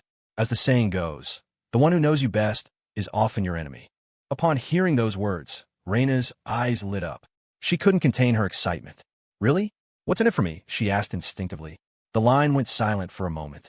Raina's heart began to pound. Had she angered her? Had she said something wrong? Maybe Anya hated transactional relationships and expected selfless devotion.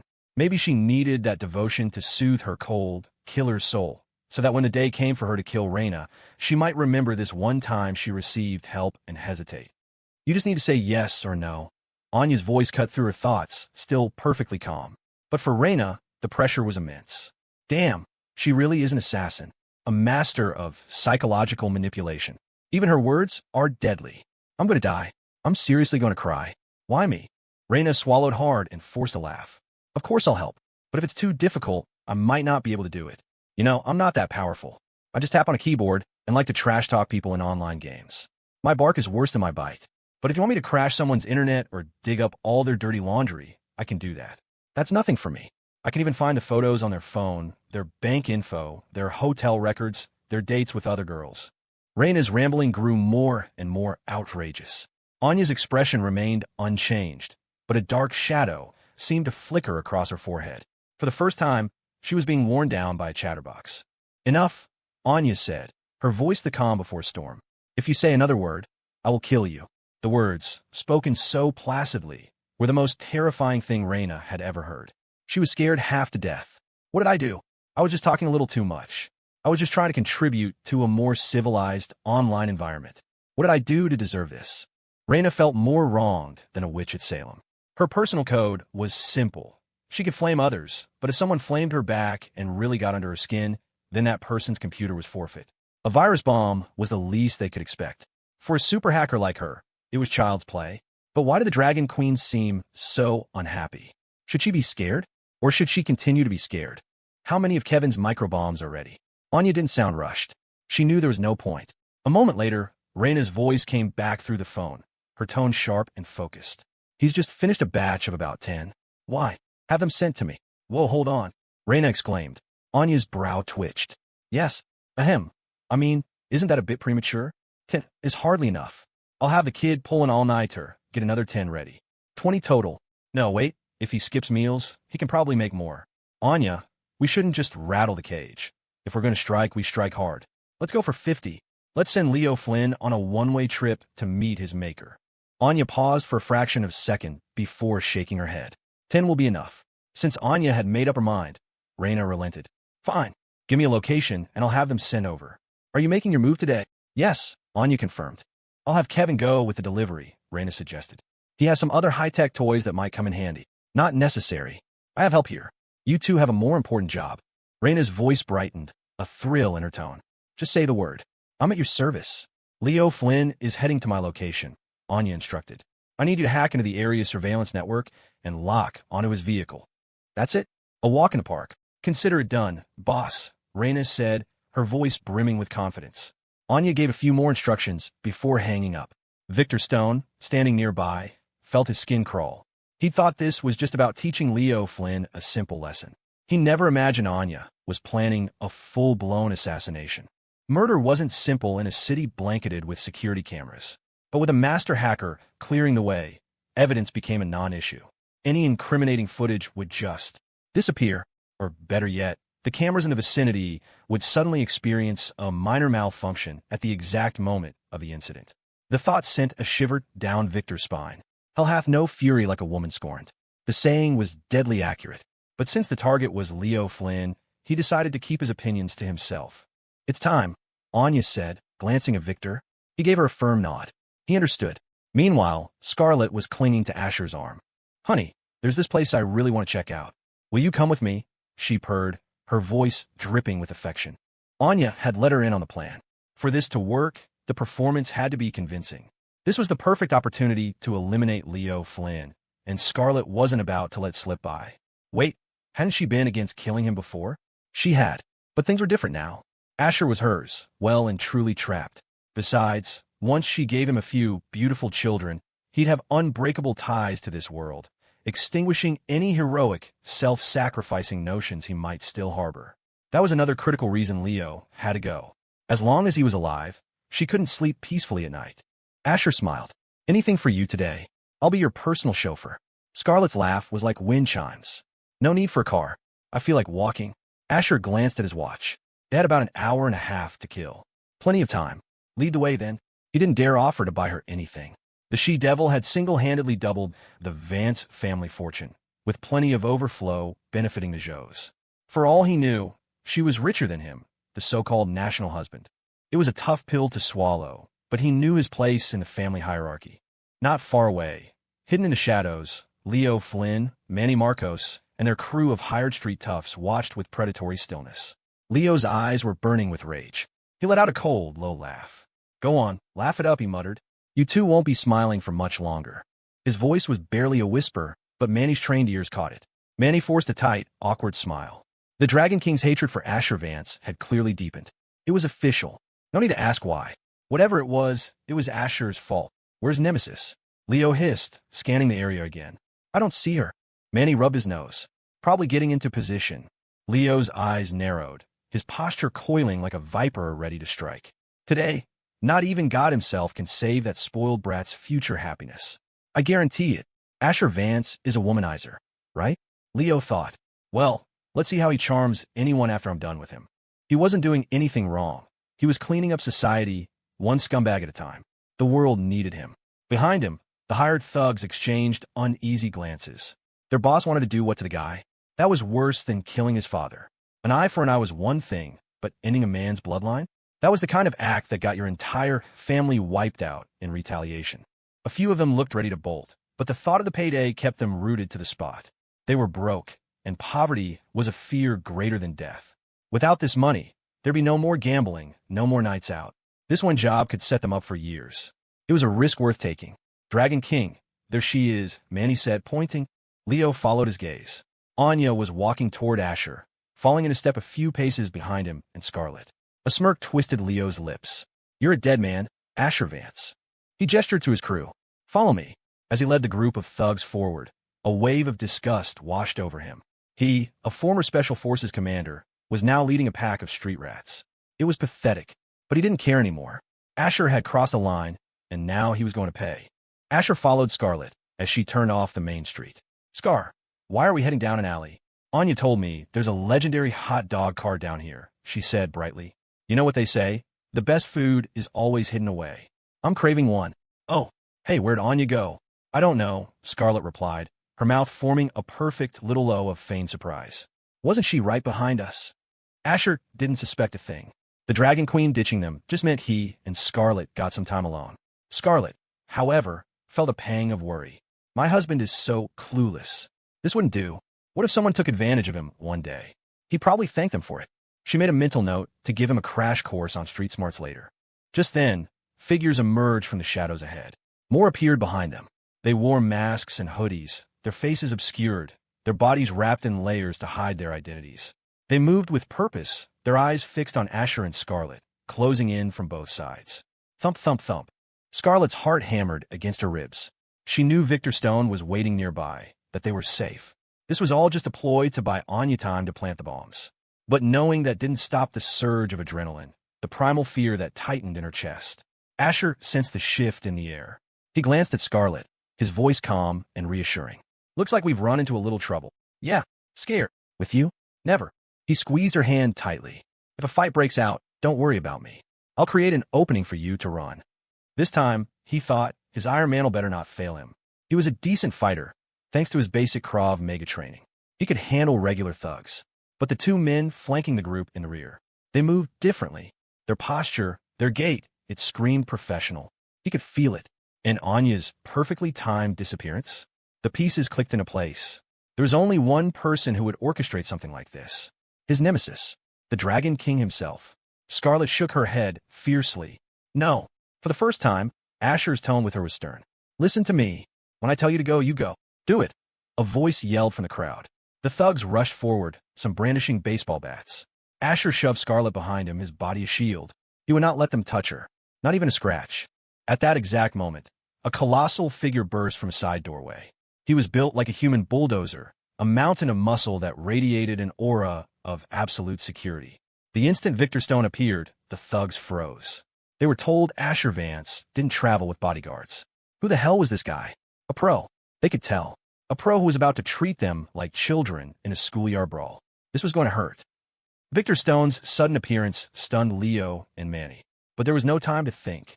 Victor charged into the crowd, his boot connecting with the chest of a bat-wielding thug. The man flew backward like a broken kite, slamming into the brick wall with a sickening crunch followed by a scream that sounded more animal than human. Arg! Without pausing, Victor pivoted toward the next thug. The remaining men's faces paled, but the fight had started.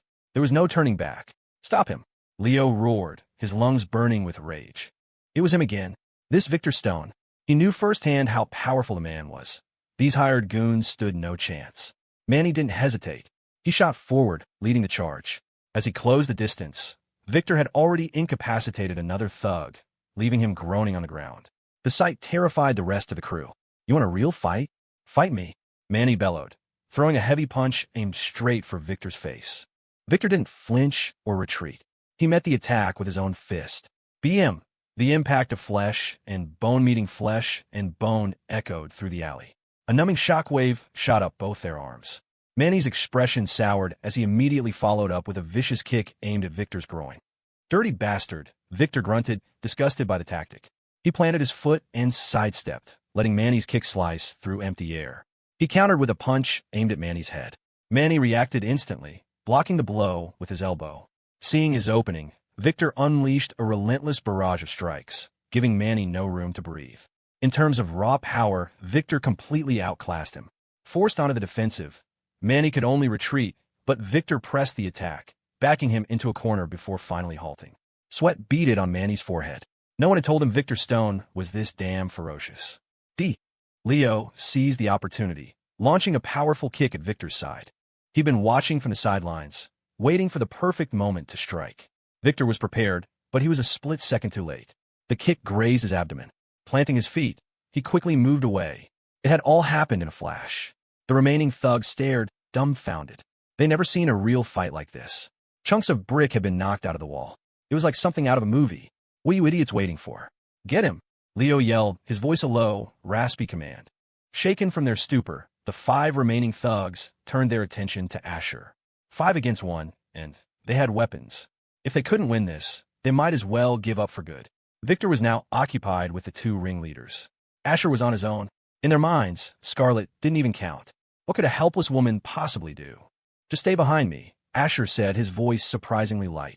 Scarlet nodded, a warmth spreading through her chest. In that moment, Asher's frame seemed to grow, becoming a towering, protective presence. Why not call the police? Because if these guys were afraid of the cops, they wouldn't have started this in the first place. Asher took a deep breath, his gaze turning icy. Even a man made of clay has a breaking point, and he was far from clay. A baseball bat swung down toward his head. With Scarlet behind him, dodging wasn't an option. He raised his arm to block. Clang! It sounded like the bat had struck a steel girder. Asher had braced for pain, but there was none. His iron mantle had activated. The thug who swung the bat stared in disbelief. Asher looked completely unfazed, not a flicker of pain on his face. The thug geared up for another swing, but it was too late. A fist, solid as a cinder block, filled his vision. It connected with a brutal thud, and the man went rigid, his body flying backward before collapsing onto the pavement in a silent, motionless heap. Asher hadn't even used a formal technique, just a single, full power punch. Even he was a little surprised by the result. The 4 remaining thugs swallowed hard. One of them, hiding at the back, tightened his grip on the knife concealed behind him. If things went south, he was ready to use it. Get him, all at once. Don't give him a second to breathe, the leader of the group shouted. He's faking it. That last hit must have wrecked his arm. He's running on fumes. Don't be afraid. He was trying to rally his men, but even he didn't believe his own words. A murderous glint flashed in Asher's eyes. He played the fool when the plot demanded it, but he was no saint. Morons, he muttered. In peace, Tai Chi can calm the world. In war, Krav Maga will conquer it. His fists flew like meteors, his eyes like lightning. Bolstered by the iron mantle, he felt nothing. Not when his fists landed, and not when theirs landed on him. The laws of physics, of equal and opposite reactions, seemed to have been suspended. Newton would be rolling in his grave. Every punch landed with a meaty thud. The air cracked with the force of his blows. The thugs were completely overwhelmed. Before they could even process what was happening, they were on the ground, curled up like boiled shrimp. The knife-wielding thug at the back, who had been waiting for a chance to strike, was frozen in shock. How was Asher Vance this monstrous? Why hadn't they heard about this? In the few seconds he'd hesitated, everyone else had been taken down. What the hell was he supposed to do now? Asher saw the man's intent and charged. The gang leader panicked, brandishing the knife in front of him. You want to die, asshole? He shrieked. Seeing the gleaming blade, Scarlet's blood ran cold. Asher, no, she cried out. It's too dangerous, come back. But it was too late. In 2 quick strides, Asher was on him. The thug's eyes widened with feral intensity as he lunged, aiming to plunge the knife into Asher's gut. Asher didn't dodge. He raised his elbow. Baji bung, an explosive elbow strike. He slammed his elbow into the thug's chest. At the same instant, the knife stabbed forward.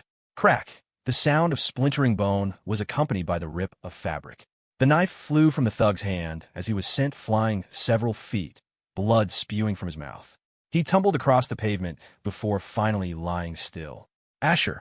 Scarlet's scream was a raw, ragged sound of pure agony. She had seen the blade tear through his clothes. She had squeezed her eyes shut, unable to watch, but then forced them open, overcoming her fear.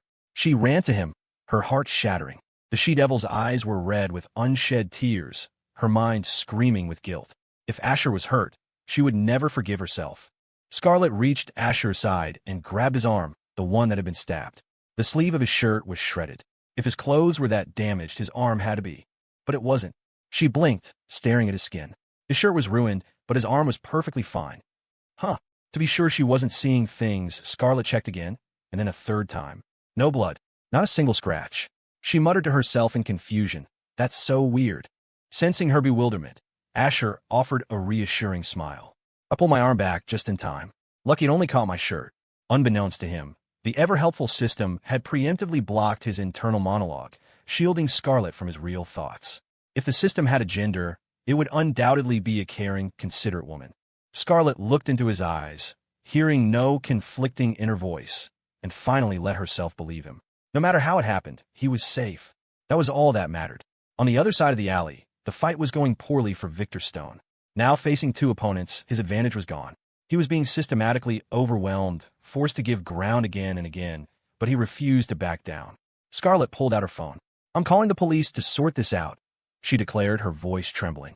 The fear of what could have happened to Asher was still fresh. She instinctively stepped in front of him, shielding him with her body.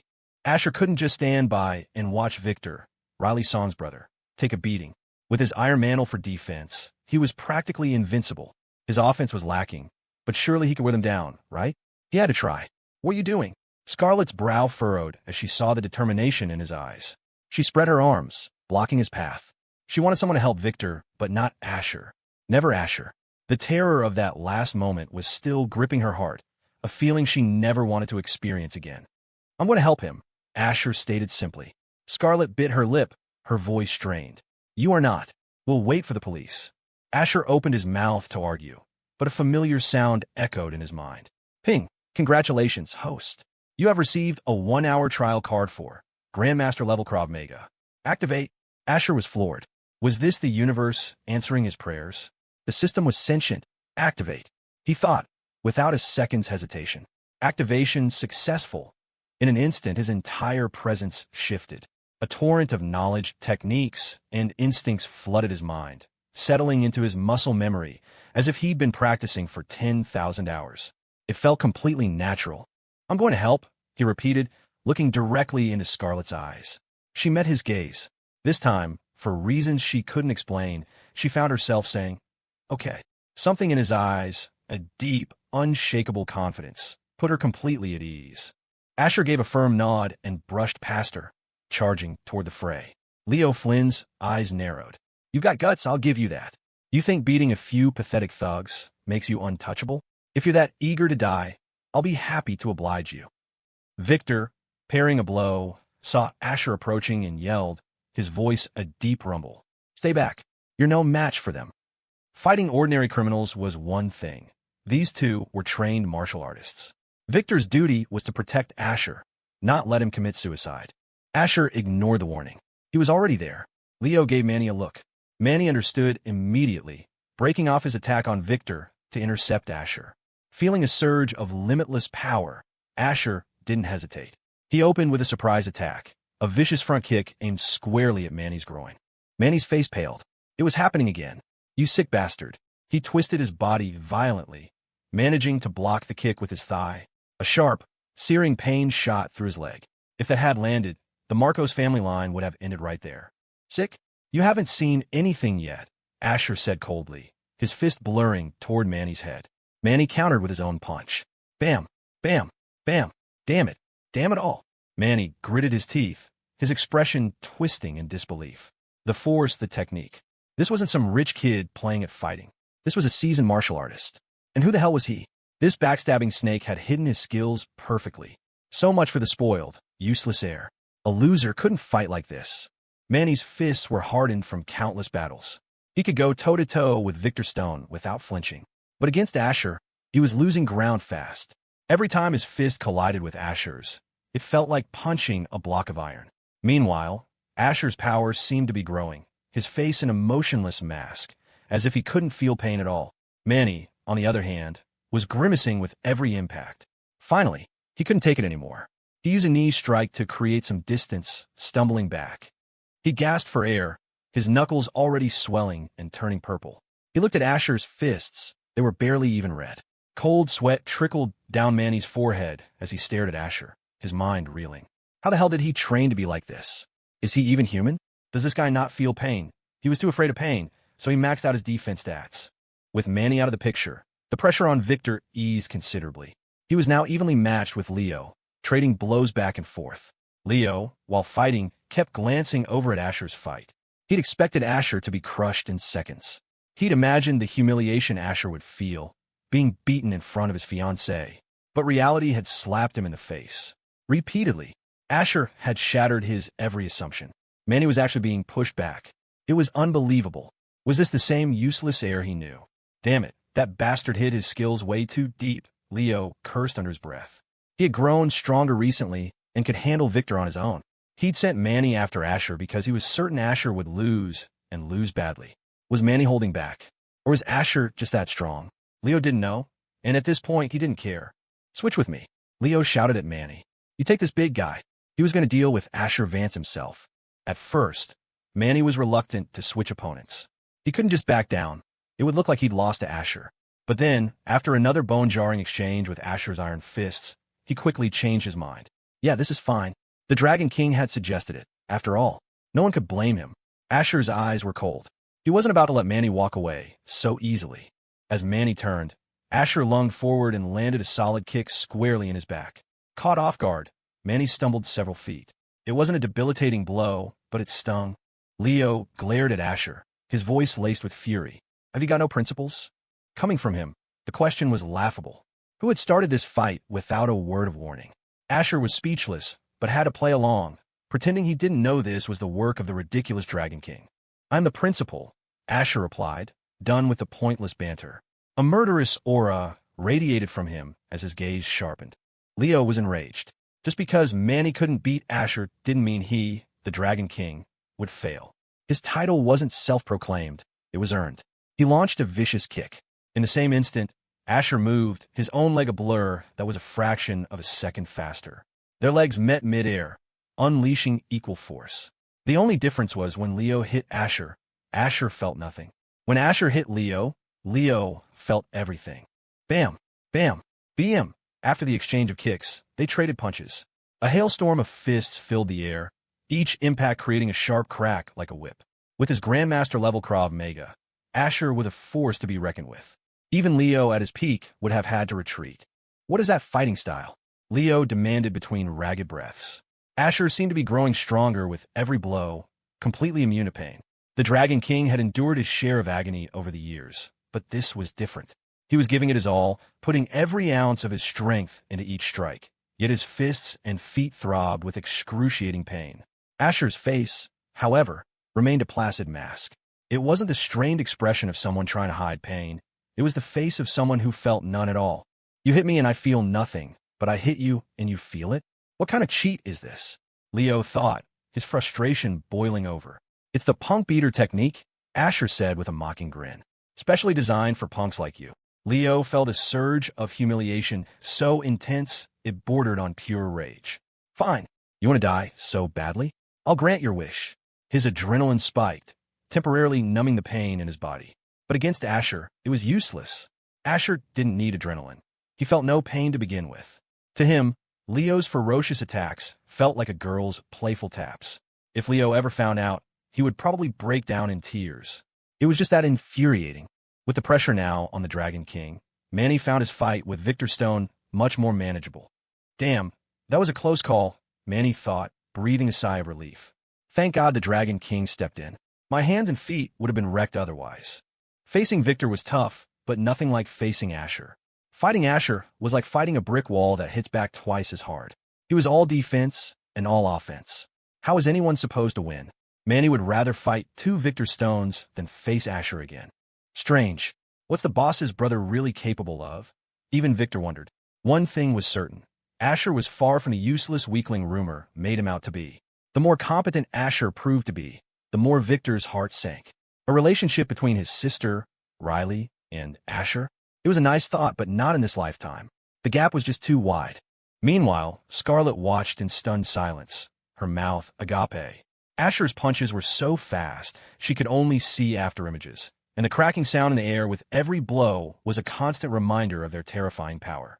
That punch has 20 years of training behind it. Can you handle it? The brick walls on either side of the alley were now pockmarked with craters. In reality, Asher and Leo were evenly matched in terms of skill. However, Asher's Grandmaster-level Krav Maga was inherently more brutal than Leo's style, and with the added bonus of his Iron Mantle, he was an unstoppable juggernaut. As time wore on, Leo was covered in bruises, the bones in his hands and feet slightly displaced from the repeated impacts. Hitting Asher was like punching a steel plate. "What the hell did you train in?" Leo roared, sinking a punch into Asher's stomach. Asher took the hit without flinching and retaliated with an even stronger blow, a mirror image of Leo's attack. Thwack! The dull thud echoed in the alley. Leo felt his stomach churn while rising in his throat. If this were a cartoon, he'd have stars circling his head. "You want to learn?" Asher offered casually. "I can teach you." The more nonchalant Asher acted, the more furious Leo became. "Dragon cough, boss, we gotta go. Cops are coming." Manny shouted. Leo understood. "You think you can just come and go as you please?" Asher's voice was ice. He could tolerate a lot to follow the plot, but he drew the line at anyone harming the people he cared about. If they want to make a move, they'd have to wait until he was gone from this world. After all, it was just a novel. But as long as he was here, he would never stand by and let Leo hurt his family, his parents, or his she-devil. As for the other women, they were heroines. Only a brain-dead protagonist would harm a heroine. "Stop! Everybody freeze!" A stern female voice commanded as several police officers rushed into the alley. It was 2-on-2, and Leo and Manny were already losing. Escape was impossible now. Asher and Victor were more than capable of holding them. It wasn't that they hadn't tried to run. There's no shame in retreating when you're outmatched. But they were trapped. Beaten and cornered, they looked utterly pathetic. "I said freeze, or I will shoot." Kate Young yelled, drawing her service weapon, her stance unwavering. Just a few minutes earlier, Officer Kate Young and her team had been on patrol when they received the dispatch call. When they arrived on the scene, she was shocked to find Scarlet Joe as the one who had reported the incident. The sight was even more bewildering. Several men were lying on the ground, and in the distance, a figure she dreamed about day and night was locked in a fierce battle. As Kate's team secured the area, Scarlet quickly explained what had happened. They were just walking when a group of men suddenly attacked them, and Asher had been forced to defend himself. The scene was pure chaos. A few of the thugs on the ground were moaning in pain. The officers couldn't help but be impressed. Asher Vance, the national husband, was a one-man army. 1 against 7? Damn. Geez, look at the wall. They kicked a hole right through it. A hit like that would put anyone in the hospital. My God, I don't think our training instructor could do that. Think he takes students? "Coach, I want to learn." Your mind says yes, but your body says hell no. Right in the feels, man. At Scarlet's urging, Kate pushed aside her other concerns and hurried over to Asher. His performance had been astonishing, but her duty was to stop the fight. "I said freeze, or I will shoot." Leo and Manny exchanged a dark look. They were beaten and bruised, but they could still use Asher and Victor as human shields, making it impossible for Kate to get a clear shot. A single handgun didn't scare them. They'd faced worse overseas. They continued to weave and dodge, showing no intention of surrendering. First warning, second warning, third warning. Kate's brow furrowed in frustration. Bang! She fired a warning shot into the air, then aimed her weapon directly at Leo and Manny. "I'm not going to say it again. Stand down." Her ultimatum pushed them over the edge. A cornered animal is the most dangerous. This whole affair had gone sideways. They planned a simple beat-down, but now the police were here, and there was no clean exit. With witnesses and physical evidence, if that snake Asher Vance decided to press charges for attempted murder, they'd be spending the rest of their lives in prison.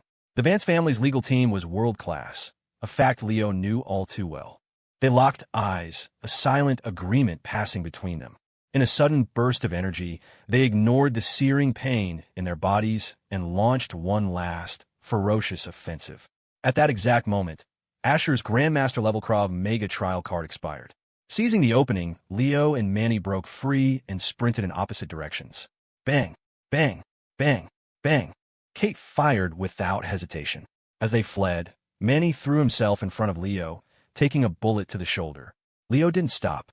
He ran a short distance, then doubled back, slinging Manny's arm over his own shoulders and dragging him away. It all happened in a matter of seconds. The other officers gave chase. Kate, however, stayed put. They had left a blood trail, a quick DNA match against the database. And if either of them had a record, they were as good as caught. Besides, chasing suspects was exhausting, and she had more important things to do. Scarlet told me you were attacked. And what was all that back there? She asked Asher, her mind buzzing with questions. You're this skilled? Why you been pretending to be helpless all this time? We were all so worried about you, and it turns out we were the fools. Asher just smiled and shrugged. Officer Young, it's just as you see it. Someone attacked me, and I defended myself. When my colleagues aren't around, you can call me Kate, she said, her lips barely moving. TSK. Seriously? Women are so fickle. At the spa, you were all business, making me call you Officer Young. Now you want me to switch back? He thought. They're impossible to please. Oh, right, we're supposed to be friends. He forced a smile. Kate. Kate rolled her eyes. It's Officer Young to you, she snapped. She giveth, and she taketh away. Was Asher the kind of man to be bossed around like that? Kate, Kate, Kate, he repeated, raising an eyebrow. Happy now? Mr.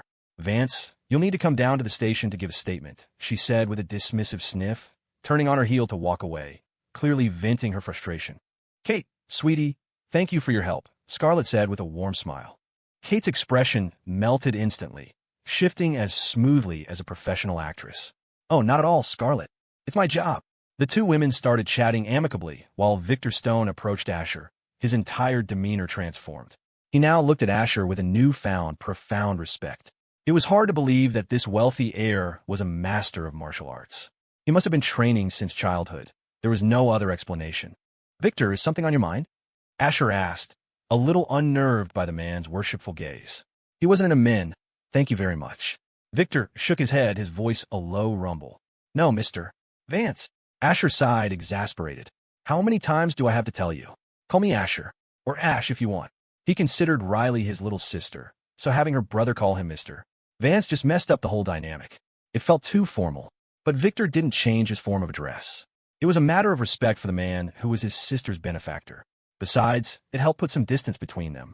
It would make Riley understand that she needed to let go of her crush. Why? Because Asher Vance was simply on another level. Riley could never fit into his world. By the way, Victor, how has Riley been doing these days? How are her grades? Asher asked, a flicker of genuine concern in his voice. What? He has a fiancée and he's asking about another girl? But Asher's intentions were pure. From the very beginning, he had only ever seen Riley as a little sister. Anything romantic was completely out of the question. Asher's question was simply that of an older brother figure checking in on a younger sibling. Nothing more. Riley's been. Okay, her grades are still excellent, Victor said, his expression a little stiff. He couldn't tell the truth. What am I supposed to say? My sister has been so depressed about your wedding that she can barely eat or sleep? No way. That would just be causing trouble. I see, Asher said, noticing Victor's slight awkwardness but choosing not to press the issue. Victor was her real brother. His role was secondary. At the reception tomorrow, please make yourselves at home. Don't feel awkward or constrained, Asher added with a smile. He would see Riley there, so there was no rush.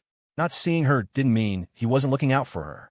After the incident at the university, he'd had someone look into the Korean exchange student who had framed her. Apparently, she'd been expelled, not for what she did to Riley, but for stealing a classmate's $1,000 headphones from the cafeteria. When confronted with the security footage, she'd been completely unrepentant, arguing that she hadn't stolen them, she had taken them. In her twisted logic, it was an honor for someone to have their things used by a pretty girl like her. The university administration disagreed, and she was sent packing after being forced to pay for the headphones. Good riddance. Okay, thank you, Victor said, the towering man offering a shy smile. After a series of twists and turns, hiding in the labyrinthine alleys of the city, Leo and Manny finally shook the police. They hadn't dared get in a car. With surveillance cameras on every corner, that would have been a death sentence. Manny, hang in there. Our people are almost here, Leo said, gripping Manny's arm to keep him from passing out. Manny was in bad shape. The gunshot wound in his shoulder had reopened during their escape.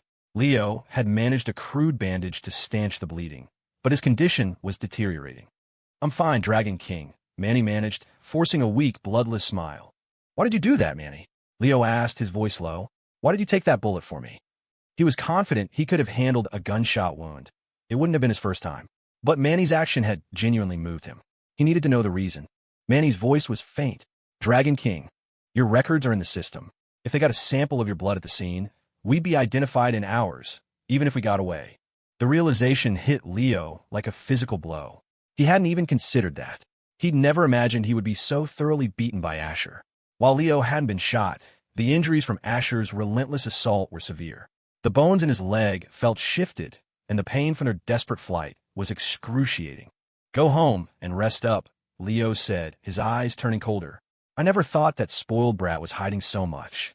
But anyone who hurts my people will pay a heavy price." Manny was touched, but the memory of Asher's terrifying strength was still vivid. "Dragon King, let's not be rash. We need a plan. What about Nemesis and Seraph? They're still on the inside, right?" Manny suggested. "We can coordinate with them, attack from both inside and out." Leo nodded, his voice a venomous whisper. "Good, but there's one thing I don't get," he continued. "If Asher knows martial arts, he must have been training since he was a kid. No matter how well you hide something like that, there are always tells. Why didn't Nemesis notice anything?" Manny was just as puzzled. As they were trying to piece it together, their ride arrived. Dragon King, a middle-aged man in a black suit, said respectfully. Leo acknowledged him with a nod. "Is the hospital ready?" "Everything is arranged as you instructed. The car is waiting. We made sure the area was clear of police before approaching," the man replied. "Good. Let's go." Despite his calm exterior, Leo was a volcano of rage. For the humiliation he had suffered today, he would exact revenge 100 times over. But first, he needed to heal. He had lost this round because he had underestimated Asher. He was certain that if he had another chance, it would be Asher Vance who ended up on the ground. The fight was a minor interruption. Asher and Scarlet still had a wedding photo shoot to finish. Kate Young, known for her by-the-book approach, ultimately bent the rules and let them go. For the first time, she'd made a difficult decision that went against her conscience. Or maybe not. She tasked Victor with giving the official statement while she reviewed the surveillance footage. It was clear that the thugs had targeted Asher.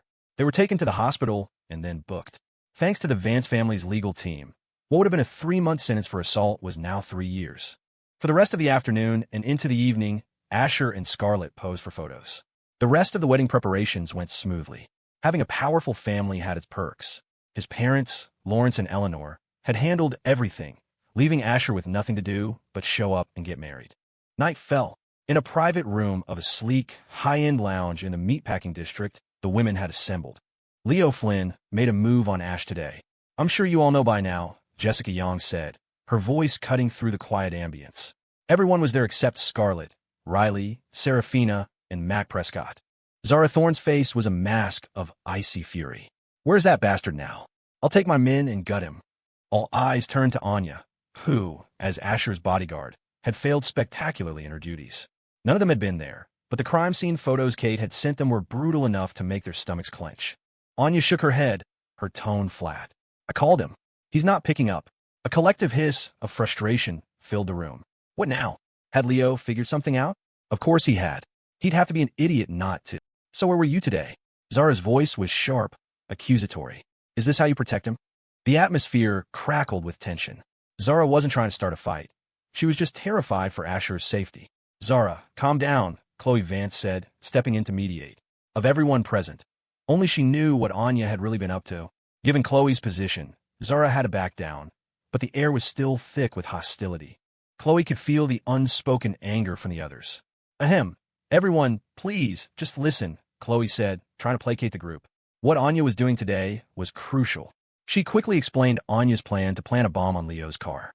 Raina Gao, sitting nearby, gave a thumbs up in confirmation.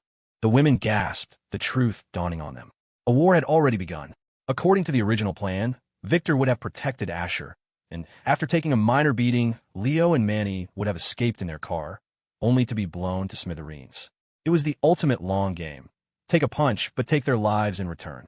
But no one, not even the women who lived with him day in and day out, had known that Asher could fight. The revelation was most shocking to Chloe, his sister, and Jessica, his childhood friend. They were the closest to him, and they had been completely in the dark. After hearing the explanation, Zara immediately apologized to Anya. She wasn't a saint. She had her flaws, but she also owned her mistakes. Anya simply nodded in acceptance. "How many other secrets is Ash hiding?" Jessica murmured, her voice laced with the melancholy of a jilted lover. The sentiment was shared by everyone in the room. If they had known how capable he was, they wouldn't have spent so many sleepless nights worrying about him. "So he's a trained fighter," Lena and the actress mused, a faint blush creeping up her cheeks as if recalling something pleasant. "No wonder his body is so well built." She held her hands up in the air, measuring something, before quickly dropping them, embarrassed. Fortunately, no one noticed the A-lister's momentary lapse. Let's put Ash's secret life as a martial artist aside for now, Jessica said, refocusing the group. The wedding is tomorrow. Who isn't going? BM. Zara slammed her hand on the table. I'm not going, she declared, her voice defiant. What was the point? To torture herself? To watch the man she loved marry another woman? The very thought was agonizing. A moment later, Raina spoke up. I'm not going either. It was just too heartbreaking. Seeing the women one by one backing out, Chloe started to panic. Asher's harem was imploding. She had a vested interest in keeping it together. Her own relationship with him was complicated. If the others found out, they'd look at her differently. So, her solution was simple: drag them all down with her. If everyone was in the same boat, no one could judge anyone else. Wait, everyone calm down, Chloe said, holding up her hands. The women paused, their eyes on her. If you don't go tomorrow, you'll be missing out. Big time, she said with a mischievous glint in her eye. What are you talking about? They asked in unison, completely baffled. Think about it, Chloe began, leaning forward conspiratorially. Tomorrow is Scarlet's big day, right? As the bride, she's supposed to be the center of attention. She paused for dramatic effect. But what if there was an unexpected development? An unexpected development? Chloe snapped her fingers. Exactly. Tomorrow, we all wear our most beautiful dresses. We get our makeup done professionally. We walk in there and completely steal the show from bride. We become the main event. Since we can't be the ones marrying Ash, we can at least steal his bride's thunder, can't we? The room went silent. Then a collective sense of shock washed over them. Chloe's logic was twisted, but they couldn't find a single flaw in it. Wait a minute, Chloe, Jessica said slowly, her brow furrowing. What did you mean by that last part? Since we can't marry Ash, he's your brother. Don't tell me you have a crush on him. The room fell into a dead, suffocating silence. The air in the room grew thick with a strange, unnerving tension. Seeing the situation spiraling, Chloe forced a loud, dismissive laugh. Ha ha, Jessica, don't be ridiculous. Ash and I are brother and sister. How could I possibly do something like that? The blood relation is right there, she said, deliberately emphasizing the word brother. Now is not the right time for the truth to come out. The other women exchanged glances. Chloe had a point. Unless Asher was a complete sociopath, he wouldn't cross that line. It was more likely he'd end up with one of them than commit incest. Jessica's face flushed with embarrassment. Sorry, Chloe. I was out of line. Please don't take it to heart. No worries, Jessica. It's a small thing, Chloe said, flashing two adorable canine teeth in a grin. Having successfully dodged that bullet, she pressed on. So, are you all in for tomorrow or not? The women looked at each other.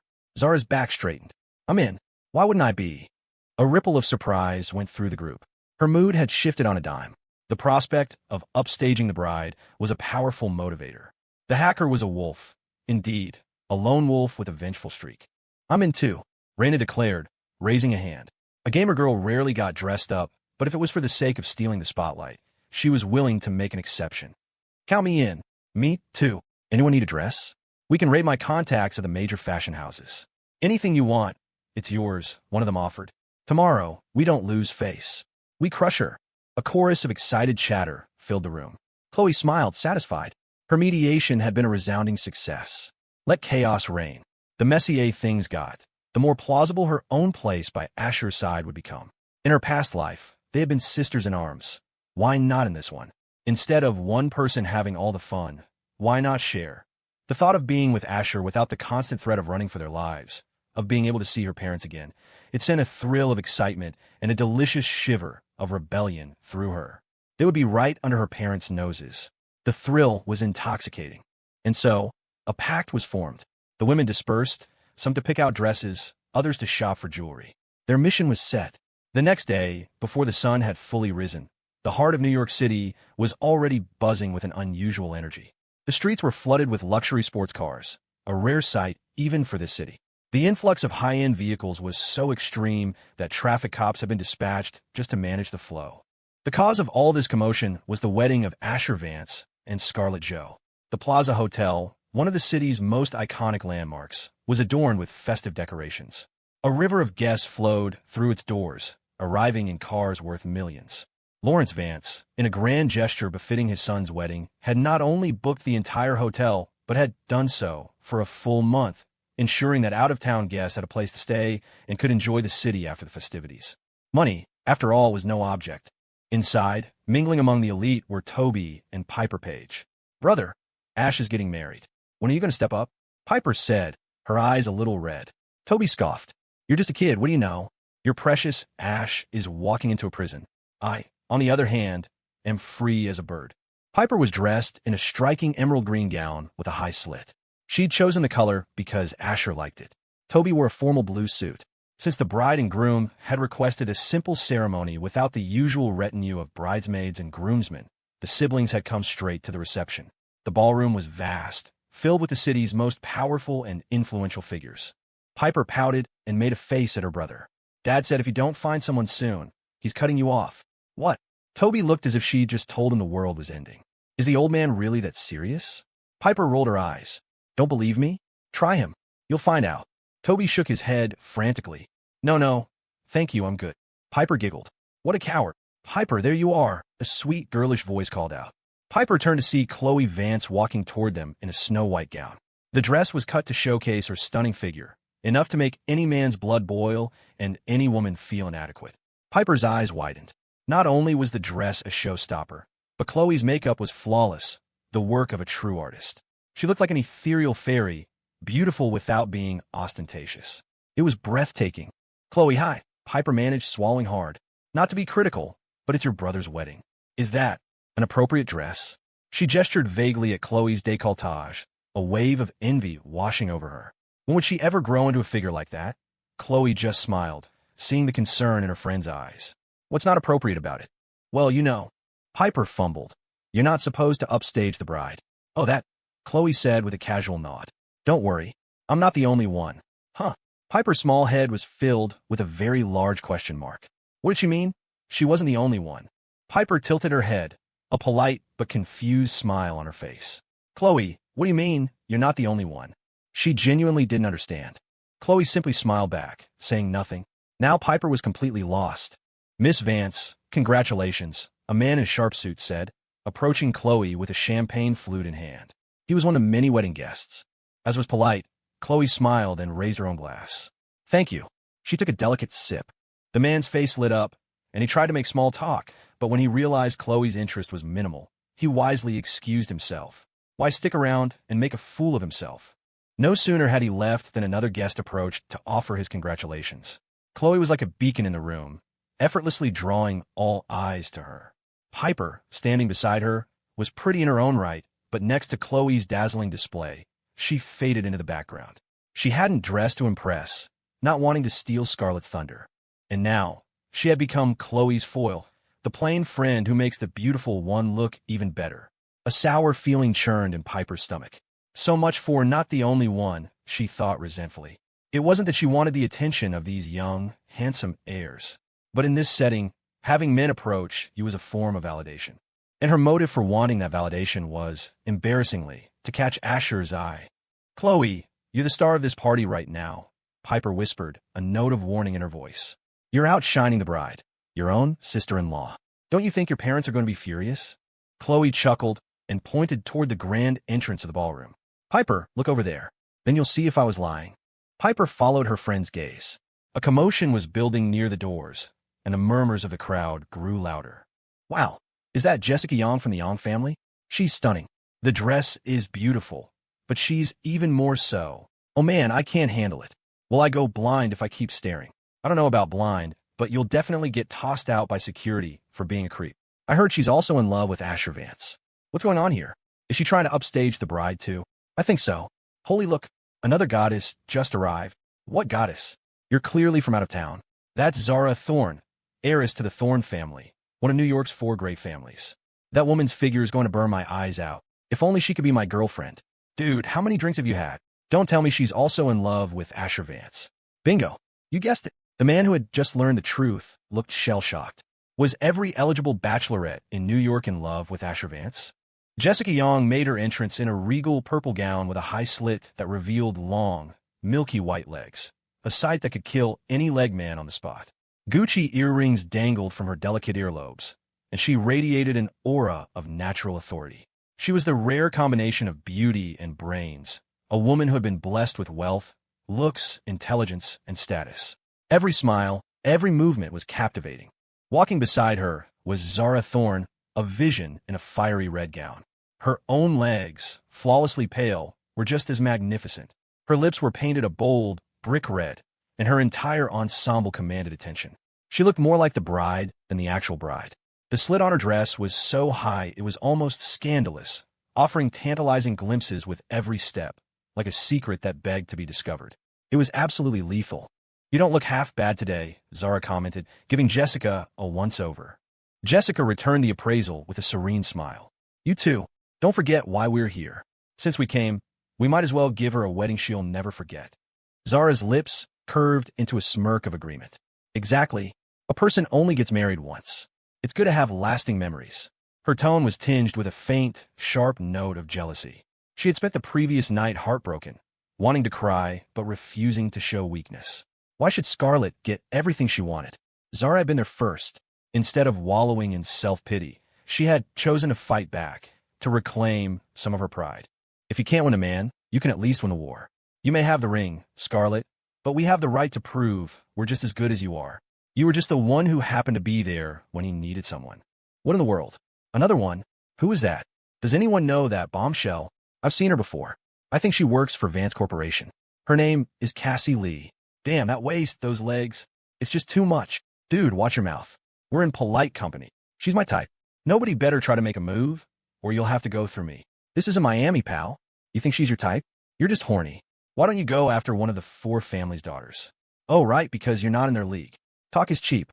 Put up or shut up." As Cassie Lee, also known as Seraph, made her entrance, the pack of wealthy heirs in the room nearly lost their composure. She was wearing a V-neck gown the color of liquid gold, the fabric so thin and delicate it clung to her every curve. Her long legs moved with a natural cat-like grace, and her smile was a weapon of mass seduction. The men in the room were practically hyperventilating. It wasn't their fault, they reasoned. It was hers for being so impossibly, outrageously attractive. Finally, a few of the bolder scions couldn't take it anymore. Grabbing glasses of red wine, they lined up to take their shot. After all, a woman dressed that beautifully could only be looking for one thing: a man. "Hello, beautiful." One of them, a seasoned player named Colin Shun, began smoothly. "Is that bracelet the latest from Chanel? It suits you perfectly." He knew the game. You don't pursue a woman. You let her think she's reeling you in. Cassie fought back a wave of disgust, forcing a polite smile. "Oh, you have a good eye." Hearing this, Colin almost laughed out loud. "She's interested." He shot a smug look at the other hopefuls waiting nearby. "See? This is charisma. You can't buy it." A moment later, however, his smile vanished. Through their brief conversation, it became painfully clear that Cassie was not interested at all. She was merely being courteous. He couldn't accept it. "Playing hard to get? You just want more money. I got plenty of that." Relying on his old playbook, he persisted, refusing to take no for an answer. Suddenly, Cassie's expression turned to stone. "Get lost," she snapped. Colin froze on the spot. Cassie simply turned and walked away, her heels clicking on the marble floor. She told me to get lost?" He couldn't process the rejection. What was her problem? Did she think she could do whatever she wanted just because she was beautiful? Who was she trying to fool, dressing like that, if not to attract a man? "Stupid bitch," he muttered under his breath, his face dark with anger. "Just you wait." A friend clapped him on the shoulder. "Looks like your skills are getting rusty, Colin." "Shut up. It was a fluke." His friend glanced around conspiratorially before leaning in close. "You should be thanking your lucky stars, my friend. She turned you down. From what I hear, Asher Vance himself approved her transfer into a core department on her first day. You know what it takes to get into Vance Corp. In other words, she's probably his secret mistress." Colin's blood ran cold. No wonder she was so arrogant. Her backer was that powerful. He felt a wave of relief wash over him. He had mistaken a black widow for a butterfly and had nearly walked right into her web. "Bro, my man," Colin said, his tone completely changed. "I was out of line earlier. To make it up to you, name the time and place. Everything's on me." He gave his friend a knowing look. His friend just smiled and pointed across the room. "The show's about to start. Looks like those other idiots are about to get burned." Colin smirked. This time, however, Cassie had run out of patience. She shot down every suitor with a look of pure disdain. In her eyes, they were nothing. "Cassie, I thought you weren't coming today," a familiar voice said. She turned to see Zara and Jessica approaching. "I changed my mind," Cassie replied with a grin. "Everyone else is here. It wouldn't be right for me to be the only one missing." She added, "It's better to be part of the group, you know? Why miss out on all the fun?" Besides, she had promised Anya she would help keep Asher safe today. And if she happened to meet some beautiful women while she was at it, Well, that was just a bonus. Another wave of murmurs rippled through the crowd as more guests arrived at the entrance. The three women looked at each other and shared a knowing, wicked smile. Zara chuckled. The thought of Scarlet, the bride, being upstaged filled her with a strange sense of satisfaction. It was true what they said, you always want what you can't have. Soon, Lena and Mac Prescott, and even Riley Song had arrived. With the exception of Serafina Hayes, who was nowhere to be seen, every one of Asher's heroines was now present. They naturally gravitated toward a single large table, creating a breathtaking and dangerously volatile centerpiece for the entire reception.